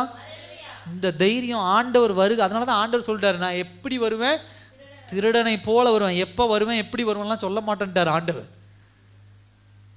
நீங்க நினைச்சுக்கலாம் நாளைக்கு மாறிடலாம், அது அழகா சொல்லுவாங்க. கரெக்டாக அக்டோபர் மாதம் வந்து நவம்பர் டிசம்பர் இந்த தப்பு பண்ணிடுறேன், நியூ இயர் நைட்டு 1ஆம் தேதி பாருங்க, 12/1 இப்படி முள்ளு இப்படி வந்ததுலேருந்து பாருங்க என் வாழ்க்கையை நான் என்ன பண்ணிடுவேன், மாறிடும். இன்னும் மேலே அந்த தப்பு நான் பண்ண மாட்டேன். அப்போ இந்த 2 மாதம் தப்பு பண்ணுவேன், அதுக்கப்புறம் என்ன பண்ண மாட்டேன், தப்பு பண்ண மாட்டேன். 2 மாதத்தில் ஆண்டவர் வந்துட்டா யாருக்குங்க தெரியும்? அல்லேலூயா. ஆண்டவர் அதனால தான் அந்த ரகசியத்தை வெளிப்படுத்தல. சில பேர் கேட்டுக்கிட்டு இருக்கிறாங்க, பாஸ்டர் அங்கே ஏதோ இஸ்ரவேலில் வந்துருச்சான், ஆண்டவருடைய வருகை வந்துருச்சான், பாஸ்டர் அங்கே ஏதோ சண்டைகள் நடக்குதான், ஒவ்வொரு தேசத்துக்கு சண்டை நடக்குதான், ஆண்டவருடைய வருகை வந்துருச்சான், இப்போ என்ன பண்ணுறது பாஸ்டர், இப்போ மனம் திரும்பிடலாமா, இப்போ ஆண்டவருக்குள்ளே வந்துடலாமா? எதுவுமே யாருக்குமே தெரியாது. அல்லேலூயா. எப்போ வேணா ஆண்டவருடைய வருகை இருக்கலாம். இப்போ பேசிட்டு இருக்கிற நேரம் ஆண்டவருடைய வருகை இருக்கலாம். இதை முடிச்சு நீங்கள் வீட்டுக்கு போகிறதுக்குள்ளே வருகை இருக்கலாம். காலையில் கறி சமைச்சிட்டு வந்தேன் பாஸ்டர், மதியம் போய் ஒரு கட்டு கட்டலான்னு வீட்டுக்கு போக மாட்டீங்க, நேரம் இப்படி போயிடுவீங்க. அல்லேலூயா. கறி வீட்டிலே இருக்க வேண்டியதுதான், நான்வெஜ் வீட்டிலே இருக்க வேண்டியதுதான். பரிசுத்தத்தில் ஒரு குறைவு இருக்கக்கூடாது. 4வது விஷயம் என்ன அப்படின்னா, எப்பொழுதும் தேவனுடைய வார்த்தையை டிக்ளேர் பண்ணிக்கிட்டே இருக்கும். டிக்ளேர் அப்படின்னு சொன்னா தேவனுடைய வார்த்தையை வாயால அறிக்கை செய்து கொண்டே இருக்கணும். அல்லேலூயா. எத்தனை பேர் அறிக்கை செய்யறீங்க தேவனுடைய வார்த்தையை? எல்லா விஷயத்துக்கும் இயேசு இயேசு இயேசு இயேசு இயேசு சொல்றீங்களா? உங்க பிள்ளைகளுக்கு அட்வைஸ் கொடுக்குறீங்க, தேவனுடைய வார்த்தையை வச்சு டிக்ளேர் பண்றீங்களா? உங்க வீட்டுக்காரருக்கு அட்வைஸ் பண்றீங்க, அதாவது அறிவுரை கூறுறீங்க, தேவ வார்த்தையை வச்சு அறிவுரை கூறுறீங்களா? உங்க வாழ்க்கையில நடக்கக்கூடிய சில காரியங்களை தேவ வார்த்தையை வச்சு டிக்ளேர் பண்றீங்களா? தேவ நாமத்தினாலே நான் டிவி பார்க்குறேன் சொல்ல முடியுமா? தேவ நாமத்தினால நான் சினிமாவுக்கு போறேன் சொல்ல முடியுமா? தேவ நாமத்தினால 10 ரூபா வட்டி வாங்குறேன் சொல்ல முடியுமா? 2-3 தலை தான் இப்படி ஆடுது, மற்ற தலையெல்லாம் இப்படியே இருக்கு. என்ன அர்த்தம்? வட்டி வாங்கலாம் பாஸ்டர், ஒன்றும் பிரச்சனை இல்லை. 10 வாங்கி 2 ஆண்டவருக்கு கொடுத்தலாம், 1 தானே கொடுக்க சொல்லியிருக்கேன், 2 ஆண்டவருக்கு தள்ளிட்டு 8 நம்ம வச்சுப்போம். இல்லைங்க, தப்பு பண்ணிடாதீங்க. அது யாருக்கும் தெரியாமல் இருக்கலாம். நான் யாரையும் குத்தி காட்டிலாம் நான் தயவு செய்து பேசவே இல்லை, யார் வாங்குறீங்களான்னு தெரியாது. அவ்வளோதான், அம்மா சொல்லிட்டாங்க, ஆண்டவருக்கு தெரியும். அல்லேலூயா. அப்போ எந்தெந்த விஷயத்துக்கு தேவ நாமத்தை உங்களால் டிக்ளேர் பண்ண முடியலையோ, அறிக்கை பண்ண முடியலையோ, அது எல்லாமே பாவம். பிசாசானவன் அங்கதான் ஜெயம் பெற்று கொண்டே இருக்கிறான். அல்லேலூயா. ஆதாமும் ஏவாள் போய் பழம் பிரிக்கிறா, இயேசுவின் நாமத்தினால் இந்த பழத்தை பிரித்து சாப்பிடுகிறேன்னு சொல்ல முடியுமா? மீறதே தேவனுடைய வார்த்தை, எப்படி சொல்ல முடியும்? முடியாது. ஒரு பாவத்துக்கு தேவனுடைய நாமத்தை தைரியமா உங்களால என்னால டிக்ளேர் பண்ணவே முடியாது. நீங்க சில தப்புகளை செய்யும் போது தைரியமா தேவ நாமத்தை சொல்லி அந்த தப்பை செஞ்சு பாருங்க பார்க்கலாம். இயேசுவின் நாமத்தினால இன்றைக்கு ஒரு நாள் மட்டும் 1 டம்ளர் குடிச்சுக்கிறேன் சொல்ல முடியுமா? இயேசுவின் நாமத்தினால இன்றைக்கு ஒரு நாள் மட்டும் அந்த அம்மா போட்டிருக்கிற தங்க நகையை 1/2 பவுனை திருடிக்கிறேன் சொல்ல முடியுமா? முடியவே முடியாது. அப்ப தேவனுடைய நாமத்தை, தேவ வார்த்தையை டிக்ளேர் பண்ண முடியாம, அறிவிக்க முடியாம, அறிக்கையிட முடியாம ஒரு காரியத்தை நீங்க செய்யறீங்க அப்படின்னா அந்த இடத்துல பிசாசானவன் 2 கல்லை தூக்கி வைக்கிறான். ஹல்லேலூயா. அது உங்களுக்கு உண்டான சுவர். எல்லா விஷயத்திலும் தேவன் நாமத்தை கொண்டு அறிக்கையிடுங்க. சில பேர்த்த நம்ம வாழ்த்துவோம், ஆனா வாய் வரவே வராது. இயேசுவின் நாமத்தினால நீங்க நல்லா இருங்க அப்படின்னு சொல்ற எத்தனை பேருக்கு வாய் வருது? வரலன்னா உள்ளுக்குள்ள ஏகப்பட்ட வெஞ்சன்ஸ் இருக்குன்னு. நல்லா இரு, நல்லா இரு அப்படி சொல்ல வாய் வரும். கோபத்தில் பிள்ளைகள் இடத்துல நம்ம சொல்கிறது உண்டு, கணவர் இடத்துல சொல்கிறது உண்டு, மனைவி இடத்துல சொல்கிறது இல்லை, மற்றவங்க நல்லா இரு உள்ள நாசமாக போயிடுவேன் அப்படின்னு உள்ள என்ன பண்ணும் சொல்லும். இந்த தொழில் சில நேரத்தில் தொடங்கும் போது வருவாங்க பாருங்க, நல்லா பரவாயில்ல நல்லா தொழில் செய்யுங்க, எவ்வளோ நாள் தொழில் நடக்குதுன்னு பார்த்துடலாம், செஞ்சிருவியா நீ உள்ள பேசுவாங்க. அந்த மாதிரி தேவ பிள்ளைகள் இல்லை. அல்லேலூயா. அந்த இடத்துக்கு போய் இயேசுவின் நாமத்தினால இந்த தொழில் நல்லா இருக்கட்டும் சொல்ல முடியுதா? அப்படி சொன்னீங்க அப்படின்னு சொன்னால் உங்களுக்குள்ள என்ன கிடையாது, பிசாசானவன் ஒரு 2 கல்லை வைக்கல. அல்லேலூயா. அவங்க மேலே உங்களுக்கு 1000 குறைகள் இருக்கலாம், உங்களுக்கு எதிராக அவங்க 1000 செய்திருக்கலாம், ஆனால் தேவன் நாமத்தை அறிக்கையிட்டு தான் எல்லா விஷயங்களையும் செய்யணும். அல்லேலூயா. சாப்பாடு சாப்பிட்றது, தண்ணி குடிக்கிறது, போகிறது வர்றது, உட்கார்றது, எந்திரிக்கிற இடம் தெய்வ நாமத்தினால பார்த்தீங்க அப்படின்னு சொன்னால் தேவன் கொடுத்த மகா கிருபைங்க. என்ன கிருபை? டிக்கெட் இல்லை சினிமா தேட்டருக்கு, ஜெபிச்சுட்டே போனேன். தேட்டர் வாசலில் போனோன்னா அங்கே ஒரு பிளாக் டிக்கெட் கிடச்சிது. அது என்ன பிளாக் டிக்கெட் தானே சொல்லுவாங்க, பிளாக் டிக்கெட் தான் நினைக்கிறேன், தப்பாக இருந்தால் மன்னிச்சுக்கோங்க. ஏதோ பிளாக்ல டிக்கெட் கிடைக்குது. அந்த டிக்கெட் பாருங்க எல்லாரும் கையிலையும் படலை, என் கையில் பட்டு 1000 ரூபாய்க்கு 3 டிக்கெட் நான் வாங்கிட்டேன். சொல்ல முடியுமா? ஆண்டவர் 3 டிக்கெட் தேட்டரில் வாங்க வச்சார். சொல்ல முடியுமா? அல்லேலூயா. ஒரு சின்ன விஷயத்த சொல்கிறேன் பாருங்க. கடந்த நாட்களில் நான் என்ன பண்ணேன், தாஜ் நகரில் ஒரு மெடிக்கலில் போனேன். பொண்ணுக்கு பேஸ்ட் வாங்க. இப்போ பேஸ்ட் வாங்கும்போது அவர் என்ன பண்ணிட்டாரு, ஒரு சின்ன விஷயம், நான் ரொம்ப நல்லவன்லாம் சொல்லிக்க விரும்பலை. அவர் என்ன பண்ணார், ஃபோன் பார்த்துட்டே இருந்தாப்புல. அந்த ஓனர் ஃபோன் பார்த்துட்டே இருந்து, ஏங்க இந்த மாதிரி கீடோனட் பேஸ்ட் கொடுங்க அப்படின்னு சொன்னேன். அவர் பேஸ்ட் எடுத்து வச்சார். பேஸ்ட் எடுத்து வச்சோன்னா அந்த பேஸ்ட்டுக்கு மேலே 75 ரூபா ஒர்த்துள்ள ஒரு ப்ரஷ்ஷு ஃப்ரீன்னு போட்டிருந்தது. பேஸ்ட் எல்லாம் எடுத்து வச்சு பில்லு நான் இன்னும் 2 மருந்து வாங்கினேன். எல்லாமே பில்லு போட்டு கடைசியில் என்கிட்ட எவ்வளோ வாங்கினார் அப்படின்னா 90 ரூபாயோ 94 ரூபாயோ பில்லு வாங்கினார். 120 ரூபாய் 124 எவ்வளோ பில்லு வாங்கினார். நான் வாங்கின உடனே எனக்கு தெரிஞ்சிருச்சு, என்னடா பில்லு ரொம்ப கம்மியாக வாங்குறாரு. அப்போ எனக்கு ஒரு டவுட்டு, ஒருவேளை அது 100 கிராம் பேஸ்ட் 150 ரூபாயா இருக்கும், இந்த 50 கிராம் பேஸ்ட்டாக இருக்குமோ அப்படின்னு ஒரு டவுட் எனக்கு. காசெல்லாம் கொடுத்துட்டேன். காசெல்லாம் கொடுத்து ஸ்டெப்பை விட்டு கீழே இறங்கி அந்த தாஜ் நகர் அந்த மெடிக்கல் மேலே ஹைட்டில் இருக்கும், இன்றைக்கி அவர் இருக்கிறார், போனால் கேட்டு பாருங்க. அப்போ அந்த மெடிக்கல்லேருந்து நான் கீழே இறங்கி வரேன். கீழே இறங்கி வந்து அந்த பேஸ்ட் பார்க்குறேன் 148 ரூபா போட்டிருக்கு. அப்போ இவர் 75 ரூபா மேலே அந்த ப்ரஷ்ஷு ஃப்ரீன்னு போட்டிருக்கிற அந்த காசை மட்டும் வாங்கிட்டார். ஒரு பக்கம் சொல்லுது, ஒரு ஹார்ட் சொல்லுது, என்ன சொல்லுது, அவன் ஃபோன் பார்த்துட்டு இருந்தான், மதிப்பு கொடுத்தான, அவனுக்கு நட்டமாகட்டும், அவனுக்கு நஷ்டமாகட்டும், போ இப்படியா அவன் போகட்டும் விடு, நீ காசு கரெக்டாக தானே 200 ரூபா கொடுத்தான், அவன் தானே சில்லற மாற்றி கொடுத்தான்னு ஒரு பக்கம் பேசுது. இன்னொரு பக்கம் பார்க்குறேன், ஐயோ இந்த 75 ரூபாயை நம்ம எடுத்துகிட்டு போனோம்னா அங்கே 750 ரூபா நம்மகிட்ட பிடிக்கிட்டு போயிடும், இவ்வளோ நாளாக இருந்த பரிசுத்தமெல்லாம் வீணாக போயிடும் அப்படின்னு சொல்லி திரும்ப நான் போகிறேன். போய் அவர்கிட்ட சொல்கிறேன், சார் பேஸ்ட்டு வந்து, நான் அப்போயும் பேஸ்ட்டு கேட்குறேன், என்ன விலைங்கன்னு கேட்குறேன். ஒரு 75 ரூபா தாங்க அப்படின்னு சொல்கிறார். 2வது ட்ரிப்பு நான் போய் கேட்குறேன், ஏங்க பேஸ்ட் என்ன விலைங்க அப்படின்னு கேட்குறேன். அவர் ஒன்றும் கோவப்பட்டார், ஏங்க அப்படி என்ன நான் விலை அதிகம் வச்சுருவோனா, 75 ரூபா பேஸ்ட்டை கரெக்டாக 75 ரூபாய்க்கு தான் நான் கொடுத்துருக்குறேன், சும்மா பொழுதுனிக்கு வந்து கேட்குறீங்க, நீங்கள் பேஸ்ட்டு வாங்க வேண்டாம் ஒன்றும் வாங்க வேண்டாம், பேஸ்ட்டு கொண்டாங்க அப்படின்னு அவர் சொல்கிறார். அப்படியே கேட்டுட்டு சிரிச்சுட்டே நிற்கிறேன். சிரிச்சுட்டு அப்புறம் சொல்கிறேன், கோவப்பட்டீங்களா, ரைட், 148 ரூபா பேஸ்ட்டுக்கு 75 ரூபா பில்லை போட்டிருக்கிறீங்க நீங்கள், இப்போ நான் போட்டா சொல்லிட்டேன், இப்போ நான் கிளம்பிட்டேன் அப்படின்னு. ஐயோ சார் தப்பு பண்ணிட்டேன் சார், தப்பு பண்ணிட்டேன் சார் அப்படின்னு சொல்லி அப்புறம் அவர் மன்னிப்பு கேட்டு என்ன பண்ணுறாரு, நான் தெரியாமல் கோவப்பட்டேன் சார், ரொம்ப நன்றிங்க ரொம்ப நன்றிங்க ரொம்ப நன்றிங்கன்னு சொல்லி ஓனர் ரொம்ப நன்றிங்க அப்படின்னு சொல்லி என்ன பண்ணுறாரு, ஏன்னா அவர் ரொம்ப கோவப்பட்டார். அவர் கோவப்பட்டு என்ன பண்ணுறாரு, மறுபடியும் அந்த காசு என்ன பண்ணுறாரு, வாங்குறாரு. அப்போ நான் என்ன சொல்கிறேன் இந்த விஷயத்தில், என்ன பண்ணுறேன்னா, தேவ நாமத்தினால இன்றைக்கி 75 ரூபா எனக்கு கிடச்சிது சொல்லிட்டு வர ஆண்டவன் காமிச்சிட்டார் 148 ரூபா பேஸ்ட் அப்படிங்கிறது. அப்போ அந்த நாம அதை அறிக்கையிட முடியாது, தேவ நாமத்தினால எனக்கு கிடச்சிதுன்னு அறிக்கை முடியும். இதே மாதிரி சில நேரத்தில் பேங்க் லோனு கொண்டு போனேன், சுலபமாக கிடச்சிது, கவர்மெண்ட் பேங்க்கில் லோன் சுலபமாக கிடச்சி, வெளியே வந்து சொன்னேன், அப்பா ஆண்டவருடைய நாமத்தினால எல்லாருக்கும் ப்ரைவேட் பேங்க்கில் அவ்வளோ வட்டியில் லோன் கிடச்சிது, ஆனால் எனக்கு பாருங்கள் கவர்மெண்ட் பேங்க்கில் இவ்வளோ வட்டி கம்மியாக லோன் கிடச்சிது, தேவனுக்கே மகிமை உண்டாகட்டும், அது சந்தோஷமாக சொல்லிட்டு வர முடியுது. ஆனால் இங்கே ஏமாற்றிட்டு என்னால் என்ன பண்ண முடியல, வர முடியல. ஹல்லேலூயா. நான் என்ன சொல்கிறேன் அப்படின்னு சொன்னால், இந்த மாதிரியான இது ஒரு சின்ன விஷயம், இதெல்லாம் நம்ம நீங்களும் கடந்து வந்திருப்பீங்க, இங்கே யாரும் ஏமாத்துறாலாம் கிடையாது. ஆனால் நான் சொல்கிற விஷயம் என்ன அப்படின்னா, எந்த விஷயத்துக்கும் தேவனுடைய நாமத்தை டிக்ளேர் பண்ண முடியுதா, அறிக்கையிட்டு சொல்ல முடியுதா, அந்த இடத்துல முயற்சி பண்ணிக்கோங்க, அந்த இடத்துல யோசிச்சுக்கோங்க. உங்களுடைய வாழ்க்கையில் ஆவிக்குரிய சக்ஸஸில் ஒரு ஸ்டெப் எடுத்து வச்சு போகிறீங்க. ஹல்லேலூயா. தேவ வார்த்தையை அறிக்கையிட முடியாமல் வாய் தடுமாறுது, கொளருது, உள்ளெல்லாம் பயமாக இருக்குது பாஸ்டர் அப்படின்னு ஒரு காரியத்தை செய்கிறீங்கன்னா அது தப்பான ஒரு விஷயம். கடைசியாக ஒரு காரியத்தை சொல்லி நான் முடிக்க விரும்புகிறேன். அதே போல் டெஸ்டிஃபை அண்ட் என்கரேஜ் அதர்ஸ், அதாவது ஒரு ஜெயத்தை மேற்கொண்டு வரீங்க அப்படின்னு சொன்னால் நீங்கள் செய்கிற காரியத்தை வெளியே போல்டாக சாட்சி சொல்ல முடியும். ஹல்லேலூயா.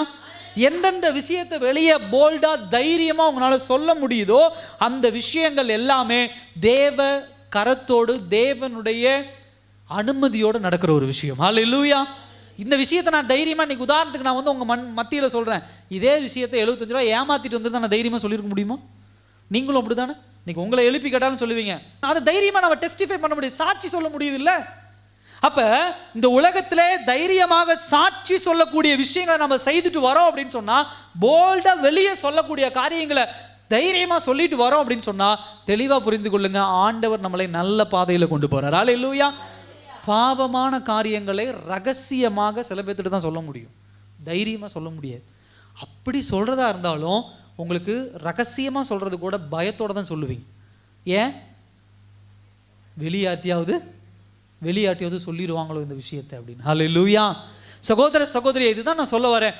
தேவன் உங்க வாழ்க்கையில வைத்த சுவர்கள், அதாவது பிசாசானவன் எழுப்பின சுவர்களை ஜெயம் மேல மேற்கொள்ளணும்னா இந்த 4 காரியங்கள் இருக்கணும். ஹல்லேலூயா. எல்லாம் இருக்கிற இடத்துல எழுந்து நிற்கலாமா அந்த நாள்ல?